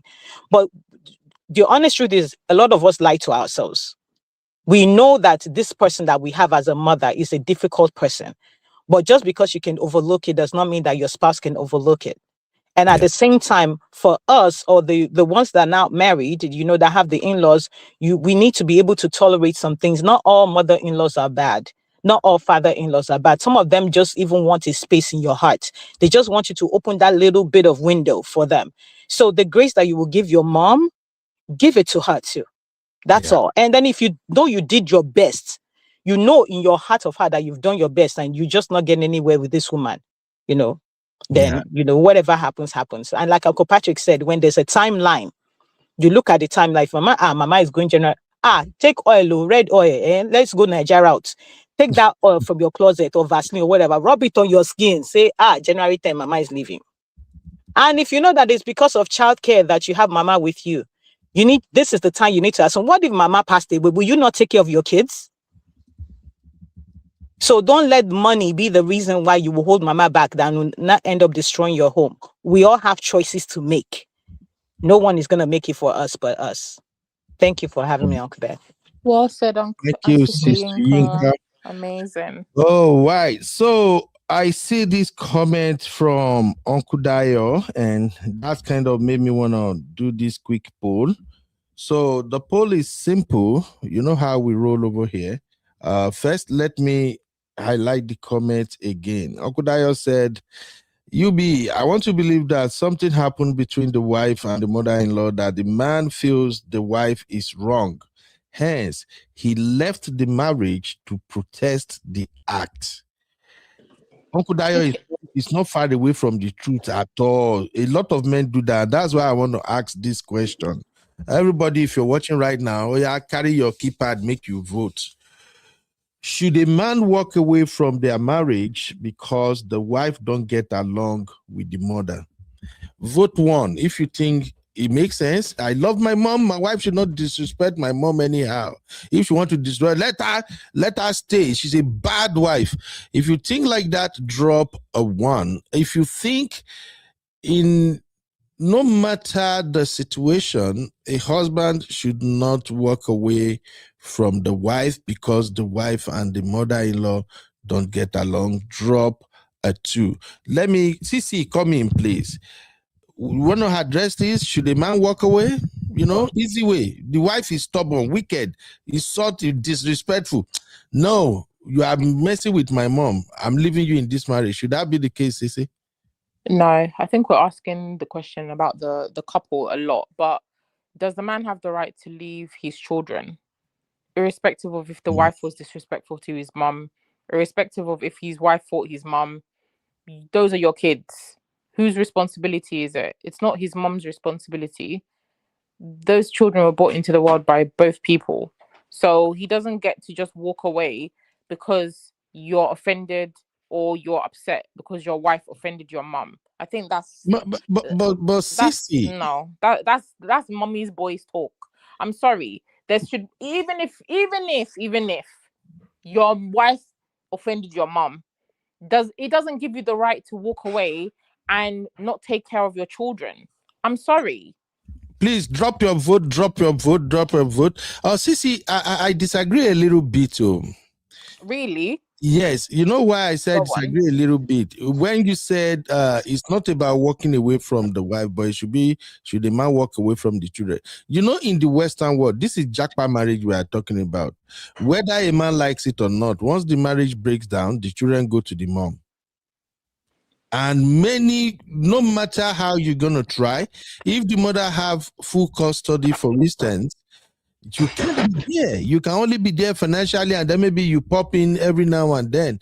At the end of the day, it's still going to boil down to, he left me with the children. So that's why for me, I'm looking at it like, if the issue you are having in that marriage is because your mom and your wife don't get along, if you are leaving that marriage, you are leaving your wife. That's the way it comes up mostly, because some men will actually say, I'm going to leave, I will pay child support, I will take care of my children. You are insultive, you are disrespectful. So, but should a man leave the wife because of the mom? This thing is bigger than as we see. It's just because we are saying it here. I wish those my sisters and brothers from Nigeria can be here and be honest. This is a big deal in Nigeria. Many marriages that scatter in Nigeria, even in abroad, most time in-laws hands they dey inside though. And mostly it's mother-in-law and wife. Now then go they do both parts. So see, I don't agree that the man walk away from the children. I think he walk away from the wife. But should the man walk away from a woman just because your mama and the wife don't get along? And this is a woman you saw, you like her, you love her, you propose to her, you wed her. You get what I'm saying, Cece? I get what you're saying, Uncle Ben, but at the end of the day, these are all just excuses. Because it's very easy for men to say, oh, we're in the West, women get custody of the children. Okay, the courts are there, use them. If you're a good father, if you're a father who cares about your children, a father who wants to be involved with your children, good men fight for access for their children. It doesn't matter if the wife has full custody. And most of the times, a woman is not just given full custody just like that to a parent who is active and involved. Women get full custody when the man has already proven he's not really invested in the children's well-being. He travels a lot for work. He just comes and sees the children. Maybe he's in the home with the kids maybe once every month. That's not somebody that you're going to relinquish 50-50 care to. So yeah, that's when those things happen. But men who are present, active, involved in their children's well-being and upbringing, it's very rare the court will say, give the wife 50-50. No, I mean 100% of the responsibility to take care of them. Even if you're not going to be in the home physically, this man has gone and started a new family with another woman. This woman has not said that he's sending money, he's making provisions, he's going to the schools, he's like checking up on the kids. It's like he's just moved on with his life, forgotten about his children, and gone to start a whole new life with another person. I'm sorry, I don't care if she's offended your mother. There's no excuse. All of this is just excuses that flimsy excuses that men use. And I feel like a lot of time men have a problem with being emotionally invested in their children when they're no longer emotionally invested in the woman. Immediately that love is dead with that woman, the love is also dead with the children. And it's wrong. You're right. The children are not a emotional tap you flick on and off when you're in a good mood with your wife. You love your children. When you're having problems, you hate your children. No. You're right. Misty, you want to add anything to that? Should the man walk away because the wife don't get along with mother? So I feel like that's something so insignificant for you to justify why you as a man, you're walking out of a marriage, okay? Which is pretty much what Sisi really said. You can and you're entitled, and it's all right for you to walk out of a marriage if there's more to the problem in the marriage. Okay, if it's toxic, it's not working out, then it's okay for you to walk out. And some people are actually the best co-parent when they're not in the same space. That's okay. We have to actually normalize that and learn to live with it. But that reason that your spouse doesn't get along with your mother, that is so flimsy a reason that it won't justify anything to break up a marriage. The other thing is, we need to understand how the legal system works, how the court works. It's not automatic that the court will just give a mother sole custody of the children. The best interest of the child is taken into consideration. And Sis already mentioned that in many words, okay? In so many circumstances, you find that, and I'm not blaming our brothers for this, but maybe they have jobs that will take them away for so long from the family. They are busy trying to fend for the children and the family that they are not involved in the lives of the children. They don't even know the family doctor or the specialist that sees the child. They don't know anything about the child. When issues like that are presented before the court, then the court will definitely know that you are not invested in the children enough to take care of the children. So automatically, the court will realize that, okay, the mother has been doing all these things, being in the children's lives daily. She knows the children so well. The children are catered for. Even though you are running up and down trying to make the money to fend for the family, you brothers have to be involved. You cannot just be running around to make money. That's what a lot of our fathers did back in the day. But when we're in the diaspora now, try to be involved in your child's life. They have soccer over the weekend. Take them, drive them. They have other games after school. Try to make time and be involved, so that when circumstances like this happen, you can at least have shared custody. Yeah. And shared custody in circumstances where a marriage has broken down, shared custody would probably be the best thing to do, because the children have their father still being in their lives, and they have their mother being in their lives. And like I said before, some parents are best co-parenting, and they are not best at being spouses to each other. You're right. Thank you, Misty. Thank you for that. Sister Yinka, I see your Sister Lola. Sister Lola say, I agree with Sisi. In fact, I will change their names, Sister. Sister Lola, you are not going to Bora Bora.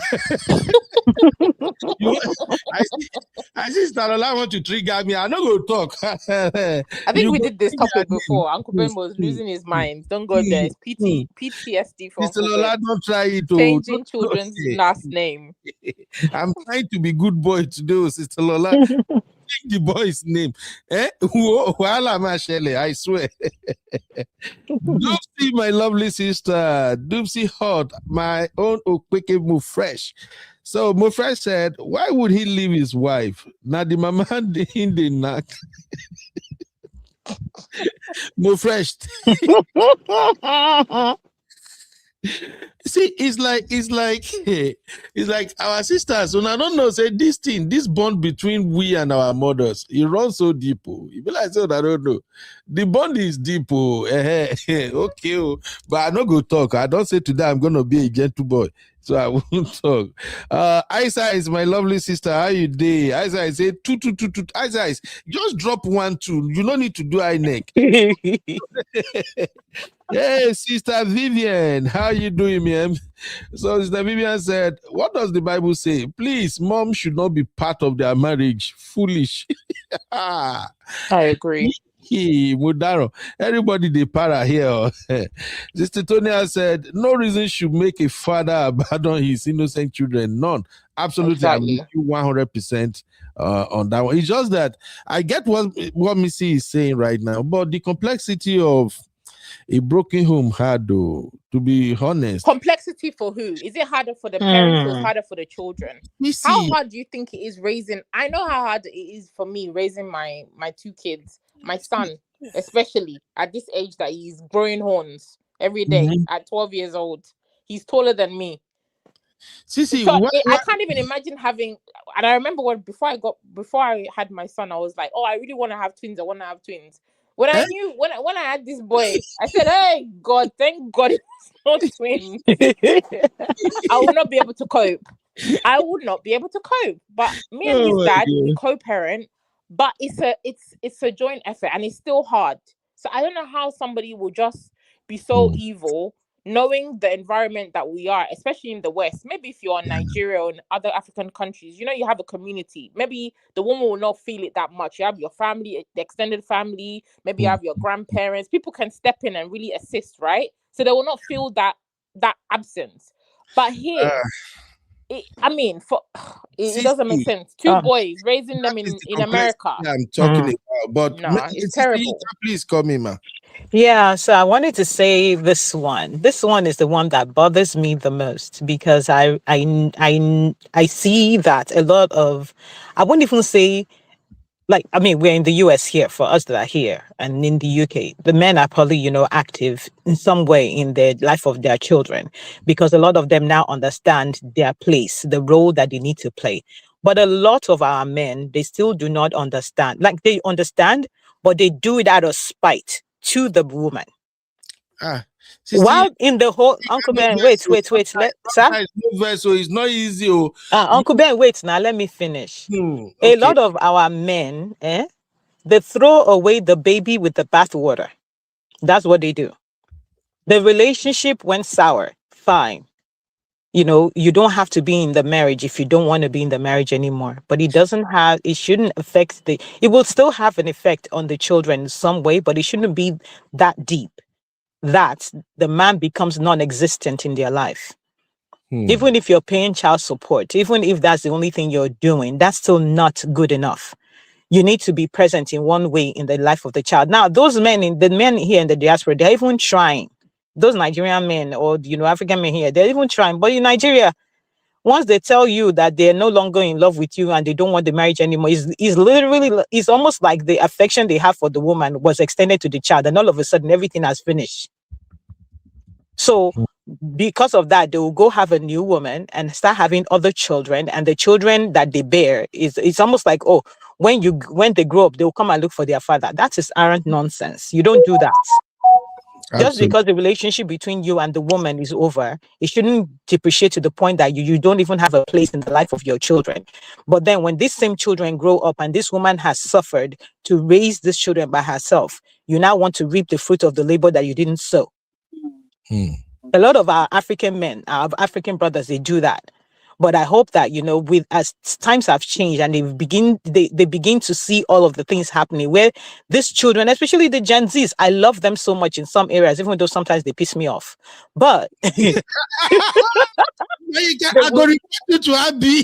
It's true. Now I have them in my house too, Uncle Ben. So so I can imagine me now. What if something happened between myself and my husband when my children were still younger, and I have 3 boys? What am I gonna do? And then he acts in such a way that he's not in the life of their children. My Uncle Ben, like I told you, if anything were to have happened between myself and my husband, I will say, please. In fact, I will not. You take full custody. Let me just give me visitation rights. Because I can't handle. It's true. That's why I said that we need to be truthful with ourselves. You already know the parent that is better at handling stuff. Me, I can't. Uncle Ben, I don't know how. I can't do it. It's too much. So imagine you now pushing all of that to the woman because all of a sudden you don't have any affection for her anymore. Then you take the affection away from the children too. And then you leave her with these children that are bearing your name. No, Uncle Ben. So that's part of how our men need to do better. And then also some of the men leaving their wife because they have issues with the wife has issues with their mom. There was a story that we saw online a few years back. You probably saw the video too. This woman was literally beating her mother-in-law. Yep. She was literally like, how bad can it be that you will raise your hand and beat your mother-in-law? If it's gotten so bad that you cannot use your mouth to talk, you have to raise your hand to hit her. I don't know. For it to have degenerated to that point, number one, the man didn't do the work. Number two, the woman is damn right disrespectful because there's no reason why. Even if the woman, as that she's your mother-in-law, she raises her hands and hits you, the worst that will happen that day is she will leave that house that day. But for you to actually raise your hand back and hit her back, that's a whole new level. Yes. Now, so that's why we can't paint all of this. We can't just paint it with one brush. Because there are some mother-in-laws that are downright evil, and there are some daughter-in-laws that they are just wicked. They just don't want anybody in their space. They cannot tolerate anything at all.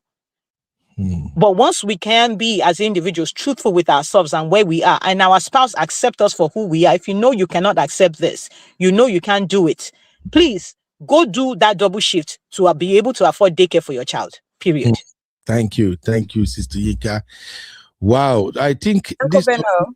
Yes, ma'am. So I just wanted to say something which is completely the opposite of what Sister Yinka said.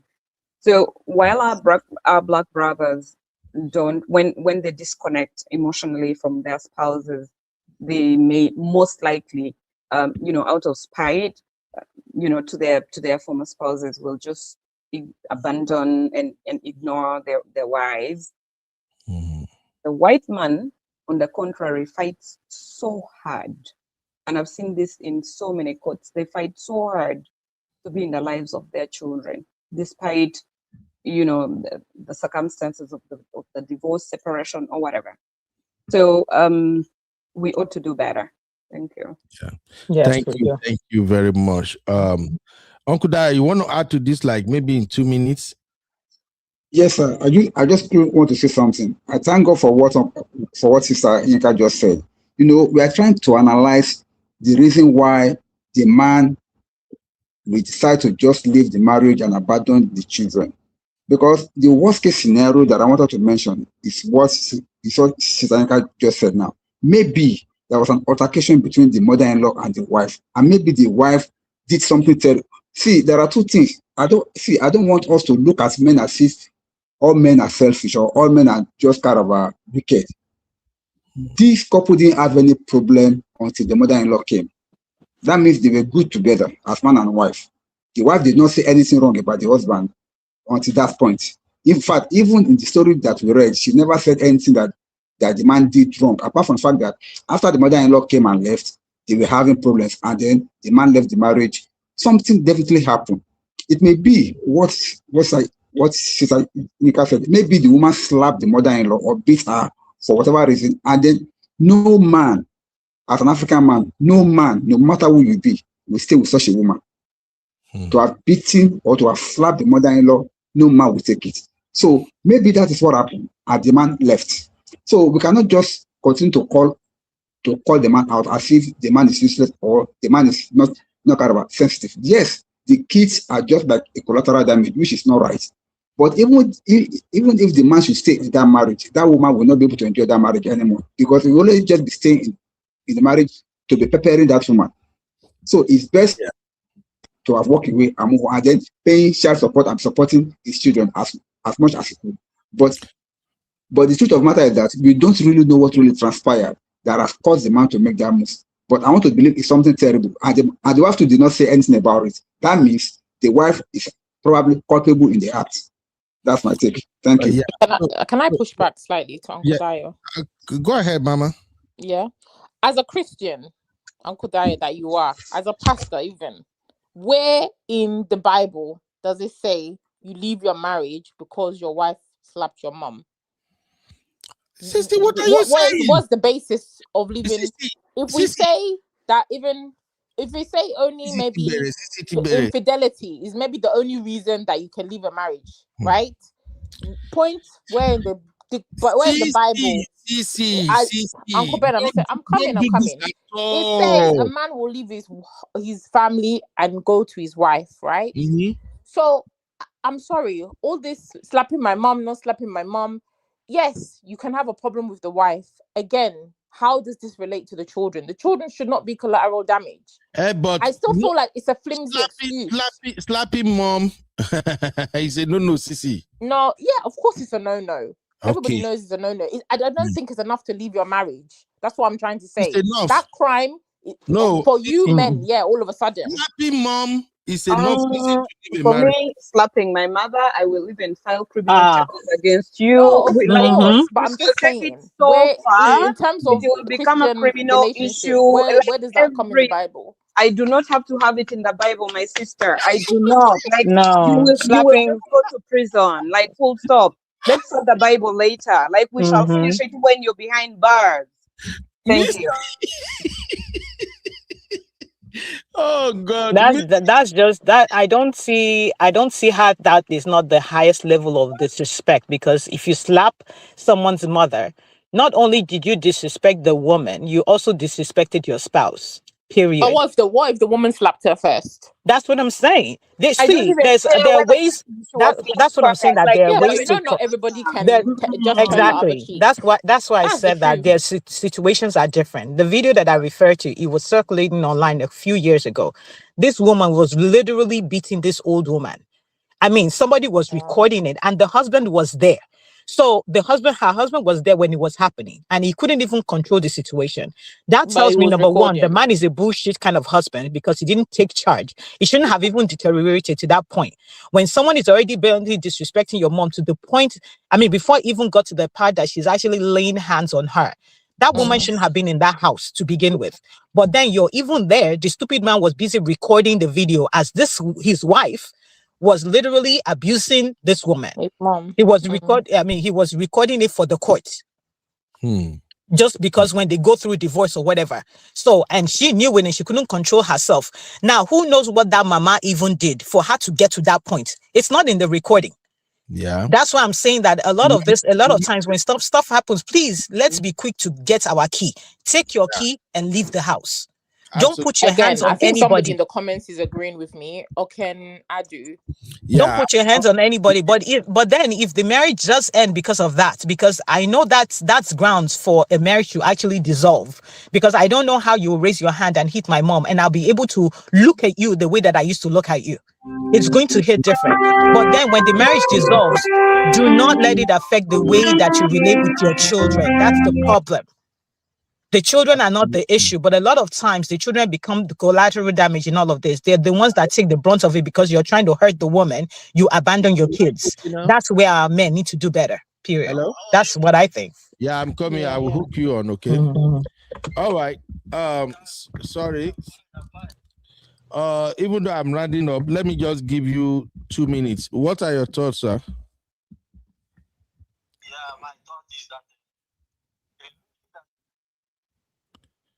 The mother of the husband, can that lady slap her own mother? Eh? No, even if your own mother slaps you, can you slap her? Hold on, sir. That the way the angle you are coming from is combative. We are just looking at angles here. Where you are coming from is combative. Where you say, can that lady slap her own mother? That is combative. Who is the lady? You can word it another way around, sir, okay? The point is, we all know there are some mother that they will frustrate some wife. I've seen mothers slap some wife so many times too. That's what I'm saying. I'm not saying that me. Listen, sometimes it depends on my mood. I'm sorry, I'll be honest. So I'm not a fighter, but it depends on my mood. If you trigger me, I wouldn't want it to go that far, but I'm not that type of person that is slow to act. If somebody slaps me, my initial reflex would be to slap you back. I'm not gonna lie, not to slap my mother-in-law, no. I would hope not, right? But it's not everybody that will be slapped that will restrain themselves and not slap back. That's why I'm asking the question. How about what if it was the mom that slapped the woman and maybe the woman lost her temper and slapped her back too? Yeah, it happens. Sisi, we have Mr. Emmanuel on the phone. I just want him to finish it. Take it just because the way he said, can the lady slap her own mother? I just want him to rephrase it the other way around. We are not fighting. It's just a matter of understanding. So, Mr. Emmanuel, can you hear me? Yes, thank you. Because I think in abroad, the thing of one living wife is taking toll a man's life, because if you have some children, you are going to pay for more of it. But in Africa, I think the women are suffering that. That's why many men can decide to leave lady and the children, and they can easily enter another relationship. But it doesn't happen like that here, because more you born, more you pay.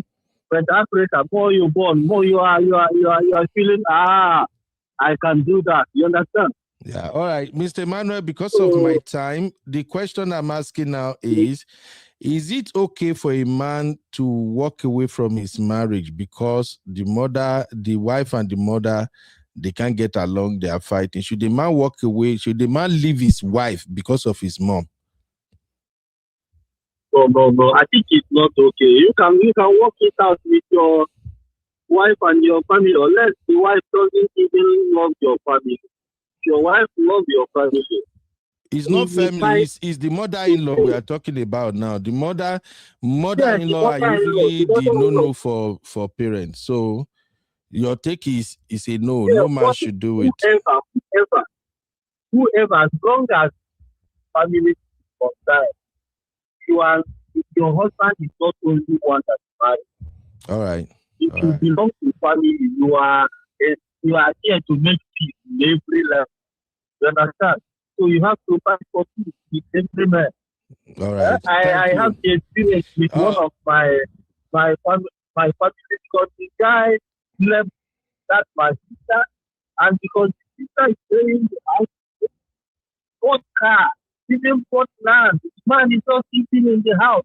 But immediately the man starts getting some money, they start now looking into problems that the lady is depressed. And after the rule, it's only when the lady is 18, then he can choose to stay with the father. But now he's in her mother care. All right. All right. Thank you, sir. I have to go now because of my time. Thank you, Mr. Emmanuel. But I get your point. Okay. And we are all saying the same thing. No man should leave his wife because the wife and mother are having issues. So thank you very much, Mr. Emmanuel. God bless you, sir. All right. Sissy and everybody, thank you for hanging out with me. I think you're welcome. This is a very, very dynamic topic. You're welcome. I think we might need to come back to discuss this thing with post-divorce, because I really want us to discuss that complexity of a man walking away from his children after divorce. I have my own pushback on that because I'm thinking it's not easy to take care of children.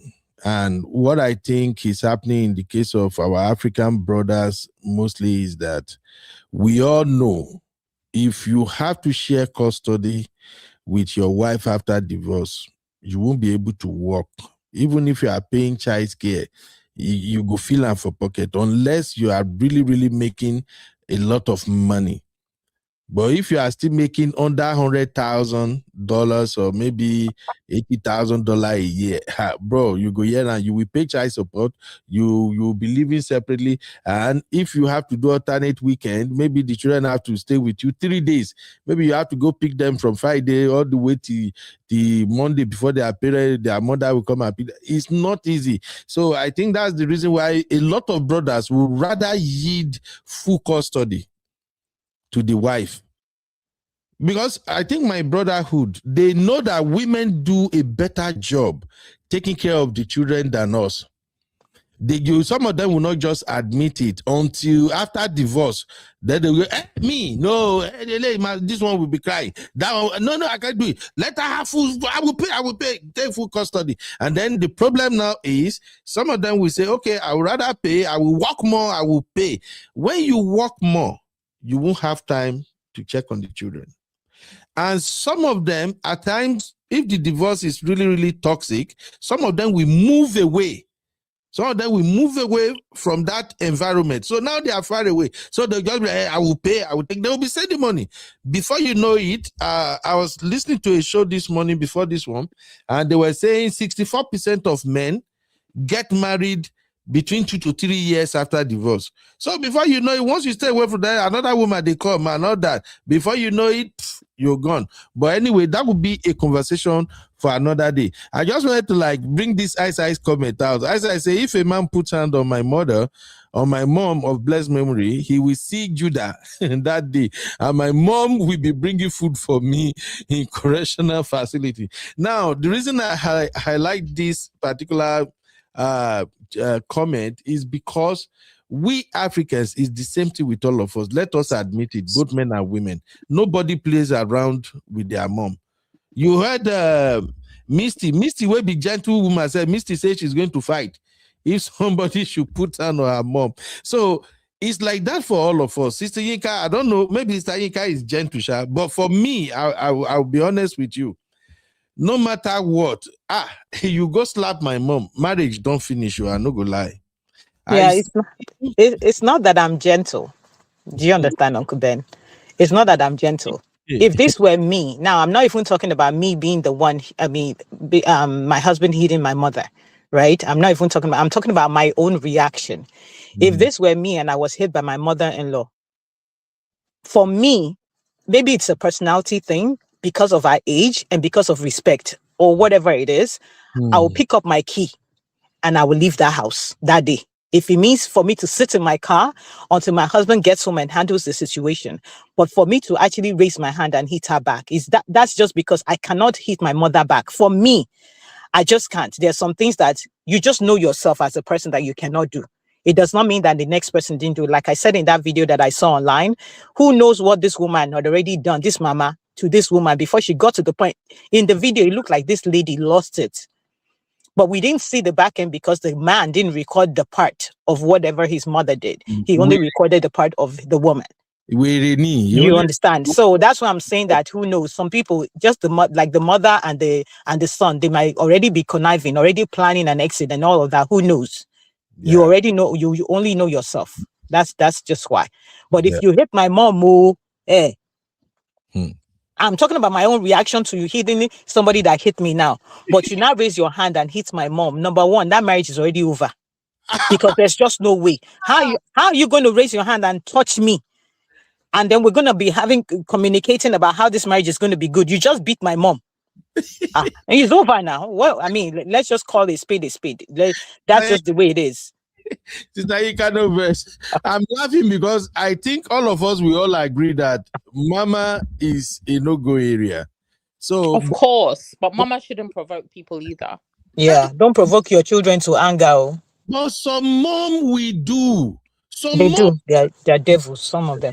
You remember when I said that any man who cannot get his wife and his mom to work together, that man is not mature enough. The reason why I'm saying it is because everybody knows their mom. Not anybody can tell me. We all know our mom. If your mom is the type that, Bagbe, even you will be in Peking, you know, say your man are fire, and she's coming, and you are expecting, I think Sisi or Misty mentioned or Sister Yega that you are expecting your wife or your husband to give your mom grace, your mom that is fire. The best thing is just for you to say, Mommy, I'm sorry, you can't come. We go come they visit you. Until mama fix herself. Even that fix herself. Well, I don't know. For me, I don't just like anywhere where wahala the day. So my advice would be to men that if you know say your mama na fire, please don't assume that your wife's supposed to understand now. No. Your mama no go agree understand, say your wife there for her own house, her own husband house. I'm a man, I'm not supposed to be saying it, but it's a reality. We just have to come to understand it as men. If your mama na fire, just know, say, if she come visit you, the highest you can accommodate her na maybe 1 week. And you need to get either your younger sister or someone else. We go there around that period where your mama there with now, so that one go fit help you manage. Even if your wife tell you, say, baby, don't worry, I can deal, don't worry, I will be. Because sometimes your wife just don't want to come off as if she doesn't want your mother around. And sometimes in our African marriages, women fear our family than we with them marry self. As Tanyika, Misty, you know, you can tell me. Yeah, you're right. African marriage. And then also, I feel like if you have a mother-in-law that is very difficult, as the man or the woman who, I think you should make yourself available. So you shouldn't be somebody that, oh, your mom comes and then you'll leave your spouse who doesn't get on with that person 24/7 together. Do you understand? Take time off work, be around, do the things that you expect your wife to do with your mother. Let mama stay 1 week, make it they go. Or you get your senior sister or junior sister or somebody to be in the house with them. Because your wife, you don't want to bear the name of this bad wife that chased mother-in-law away. So even though your mama feel they choke the wife would be bear. Yes, my Misty. Let's also note that some sisters-in-law are a complete template of what their evil mothers are. Literally. Yeah. Oh my God. Like the talk is long. We need to have a whole show on sisters-in-law. Terrible. Misty, why are you lucky for me? I have a nice soon-to-be sister-in-law. We thank God. May continue like that. Amen. The game is different with sister-in-law. It's mother-in-law that is wala. Anyway, thank you, everybody. I was gonna highlight something, but time don't go now. But let me read this one coming from Sister Vivian. Sister Vivian said, as a grandmom and a widow with grown sons, I will firstly never stay at my son's house. He can come with his family to visit me. Why is this fashionable to bring? Okay, why it is fashionable to bring any parent? Okay, why is it fashionable to bring any parent to stay long time? That long time, but here is the thing. we still have a lot of great mom and great mother and wife out there that they can literally manage each other. There are some mothers that they know their space. When they come to your home, even at times, even if they are hungry, some of them won't say they are hungry just because they don't want to bring any rancor between their son and the wife.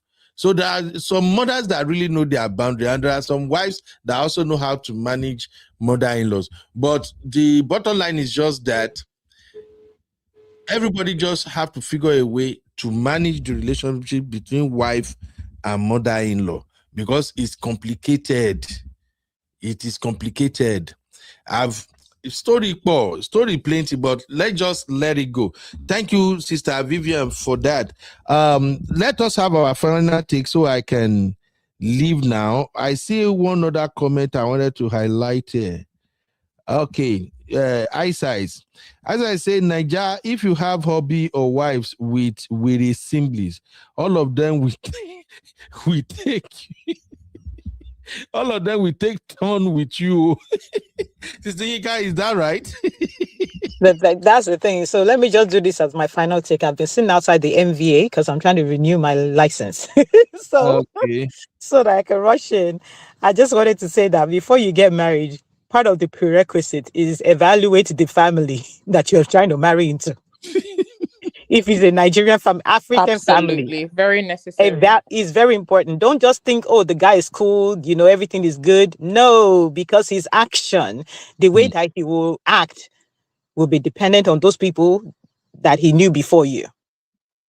Absolutely. It's going to take a while for him to finally gel with you, like the Bible has said, to cleave to you. It's going to take a while for that to happen, because he's been with these people for more than half his life before he finally met you.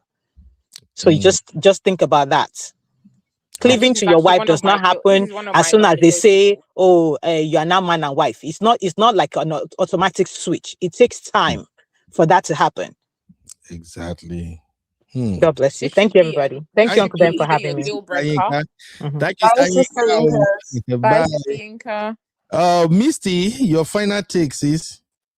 Well, we talked about so many things. So, what would exactly do you want my final take? Generally, with this mother-in-law thing, because I think mother-in-law thing, and then the one that 2 years he didn't know that his wife has left already. Oh, that one we cannot make any further submission on him. We cannot help him. So I'm just going to ignore him like he doesn't exist. Okay, mother-in-law. Why are you like this?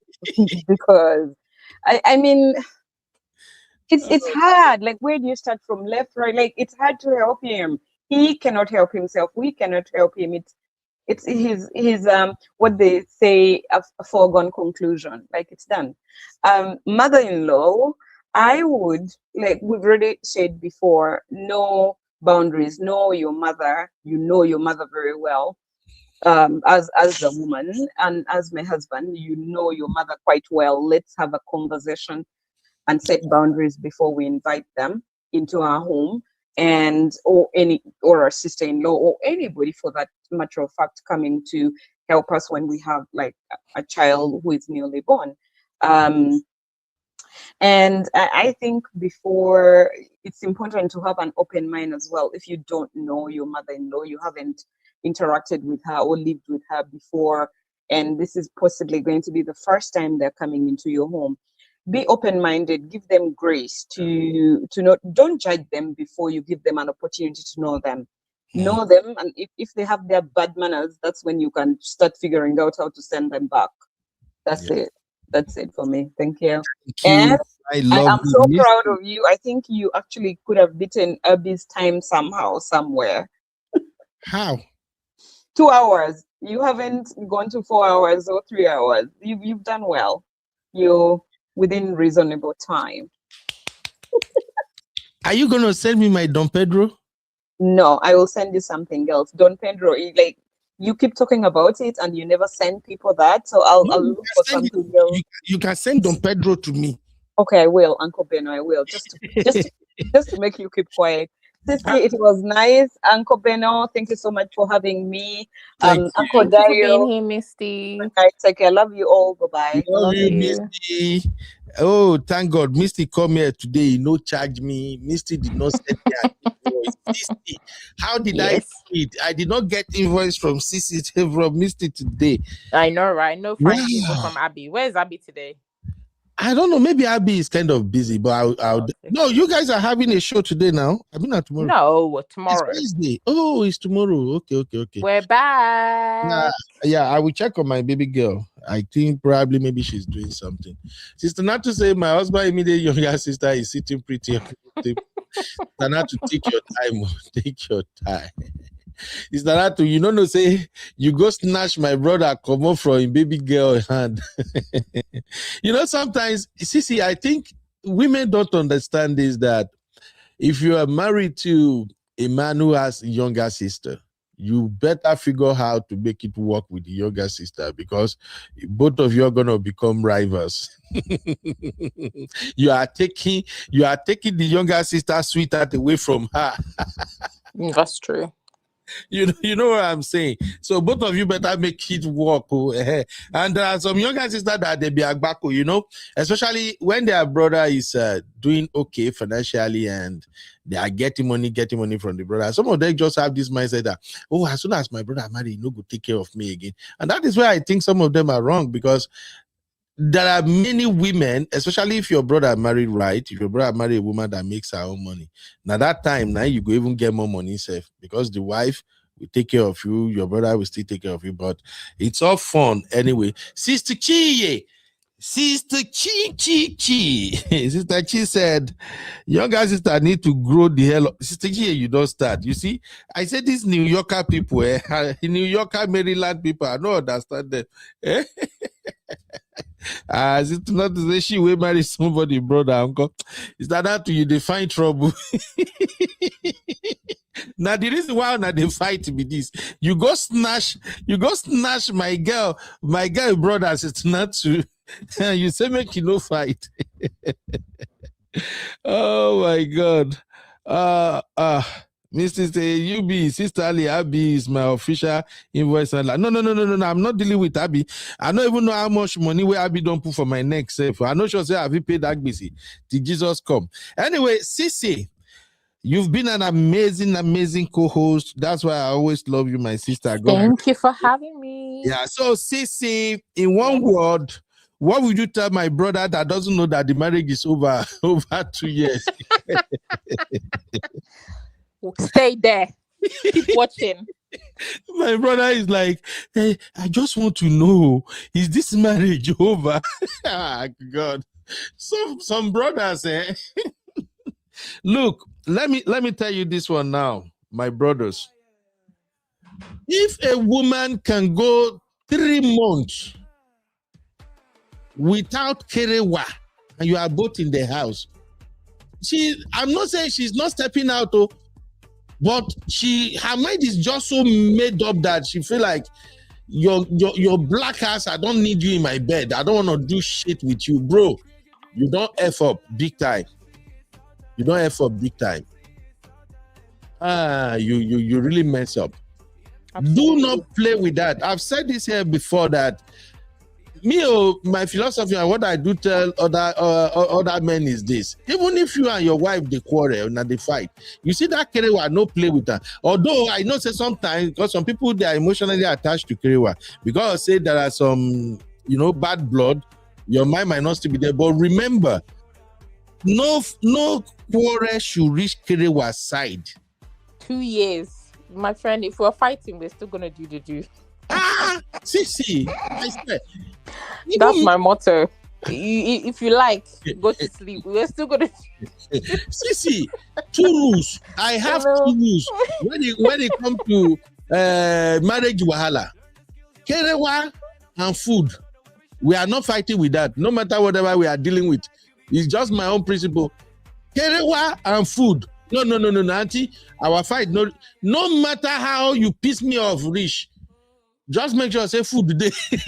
Because if food day, we go quick resolve that problem. Very true. If Kerewa can't day, come on now, there is no case there now. But this brother Sisi, 2 years. Uncle, wake up. It took him 2 years to finally be asking the question. Hey, is my marriage over, Dr. Shola? Like, bro, give him one advice, Sisi. Just one advice. How can he reconcile? Maybe he wants his marriage back, Sisi, please. How can he get the marriage? Okay, the next time your wife comes home, sit her down and have a conversation and ask for a straightforward answer. Is this marriage over, or is there still something I need to do to work on it? And that's it. You need an answer. Yes, no, end of, and then make your movements and work it out from there. Sisi, do you want to hear my honest opinion? Yeah, go on. That woman is getting stigmatized somewhere. I don't think it's even that. I think she's just planning her exit. She's just the uncle is just being foolish. Sisi, don't do this sisterhood. I think God beg you. I'm not doing sisterhood, but I'm being honest. Sometimes for 2 years, Sisi. Women are not wired like that, Uncle Ben. Sisi, if you're focused on your kids, you're focused on your job. That if you've got toy, if you have a good bullet, if you've got a good V, you're good. Sakaraya. Sisi, you want Sisi.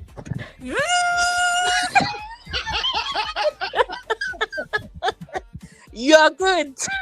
She's not good. She's not good, Sisi. Bad woman. Bye, Sisi. Just go. Sisi, like that. Just keep going. You are trying to trigger me. Not only this. If you have the one that you can stick on the wall, it's over. It's no wonder she's not saying anything. Sisi, good night, everybody. Let I play music. Sisi, we must not hear you. Bad child. Good night, Sisi. Oh my God, Sisi Nawala. Oh, thank you, Sisi. God bless you so much, sis. I really appreciate you. Even though I didn't plan it before, I just say, Sisi, I beg you, can you hang out with me? I want to handle this topic. And she's like, oh, you are lucky. I'm already closing. So thank you, Sisi. I really appreciate you. Sister Kiye, Sister Tonya, Auntie Yinkus, my Misty, finest Misty. Thank you very much. Uncle Dio, Uncle Patrick. Thank you so much. We can't do all of this without you. Thank you very, very much. All the people that helped me moderate, God bless you. Sister Natu. Sister Natu. I hope my boys are doing a good job. If not because Natu go, don't come here, can't they fight me? We love you, Sister Natu. Thank you very much. Auntie Vivian, thank you very much for your take, man. We really enjoy your chat. And Auntie Gloria, hey, my aunties are on this chat today. This one not easy. Miss Gloria said, you are even marrying the family self. Be careful. It's true. Please, everybody, when you are married to a Nigerian man, please, you are getting married to the family. Oh. In case if they not tell you, I tell you, you are marrying the family. That is why our African American sisters and white sisters here in abroad, they can never understand marrying a Nigerian man. They don't know, say when you marry us, you marry the entire village. You marry our black tax. So I'm going to leave everybody with this. This man actually give advice to women in the diaspora. He said, Nigerian men are married. The truth no one tells foreign women. So even though you are in Nigeria or whatever, so far you're in the diaspora, this advice is for you. And what this brother is saying is very, very germane. The brother is simply saying that, you see, if you see a Nigerian man, a young Nigerian man, 30 years old, 28 years old, that is toasting you 50, 55, 60 years old woman. Now lie you, he don't really love you no matter what he say. But I think the guy had some really good thoughts. So let me leave you with that briefly. And thank you. I'll see you all tomorrow. Bye-bye. Guys. So in this video, I'm going to be sharing the truth about Nigerian men and marriage. The truth about Nigerian men and marriage. This is something every foreign woman needs to know. The truth about Nigerian men and marriage. It's something every foreign lady needs to know. So it's no longer news that in the Nigerian culture, young Nigerian men, 21, 22, 23, 24, 25, 26, 27 to 30, do not marry older Nigerian women. So it means that in the Nigerian culture, you're not going to see a 25-year-old boy professing love to a 65-year-old woman and getting married to her. It does not happen in the Nigerian culture. As a Nigerian man, from the day I was born till today, I've never seen such. So in the Nigerian culture, young Nigerian men do not marry older women like what's happening today. You see a Nigerian guy, 21, getting married to a 70-year-old American woman and he calls it love. No. In Nigeria, it's common to see a 25-year-old girl marry a 60-year-old man who is a millionaire or a billionaire because he's rich.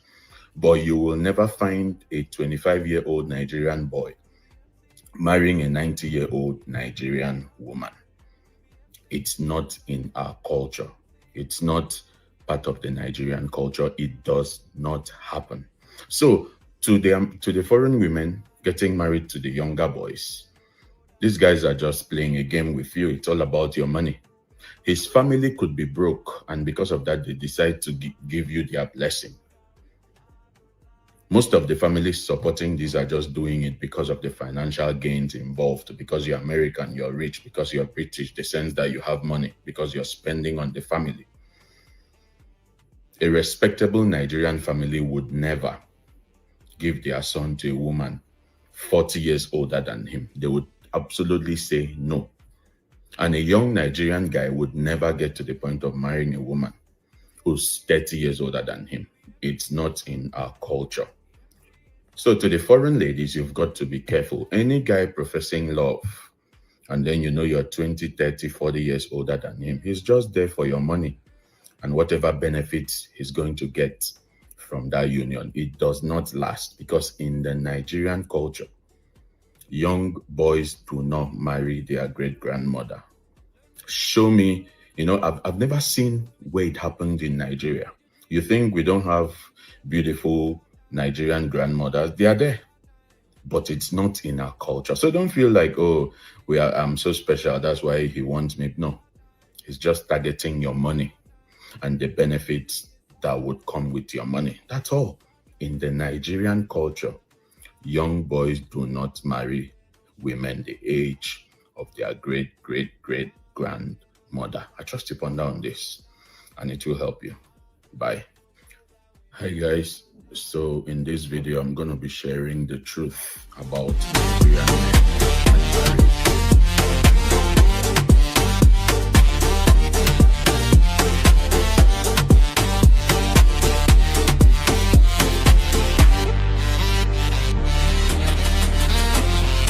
UBMC, we rise. Learn the skills, yeah, we grow online. Uncle Ben, no, show the way we shine. Create your dream, build your life. UBMC is our time. EMC is our time. UBMC is our time. EMC is our time. UBMC is our time. EMC is our time. UBMC is our time. EMC is our time. Uncle God, Uncle Ben, no, show that way. Uncle God, Uncle Ben, no, show that way. Uncle God, Uncle Ben, no, show that way. Uncle God, ay, ay, ay,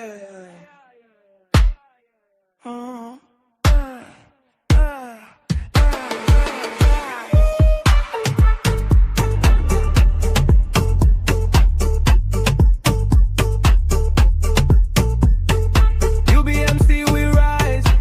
Learn the skills, yeah, we grow online. Uncle Ben, no, show the way we shine. Create your dream, build your life. UBMC, it's our time. UBMC, it's our time. UBMC, it's our time. UBMC, it's our time. UBMC, it's our time. UBMC, it's our time. UBMC, it's our time. UBMC, it's our time.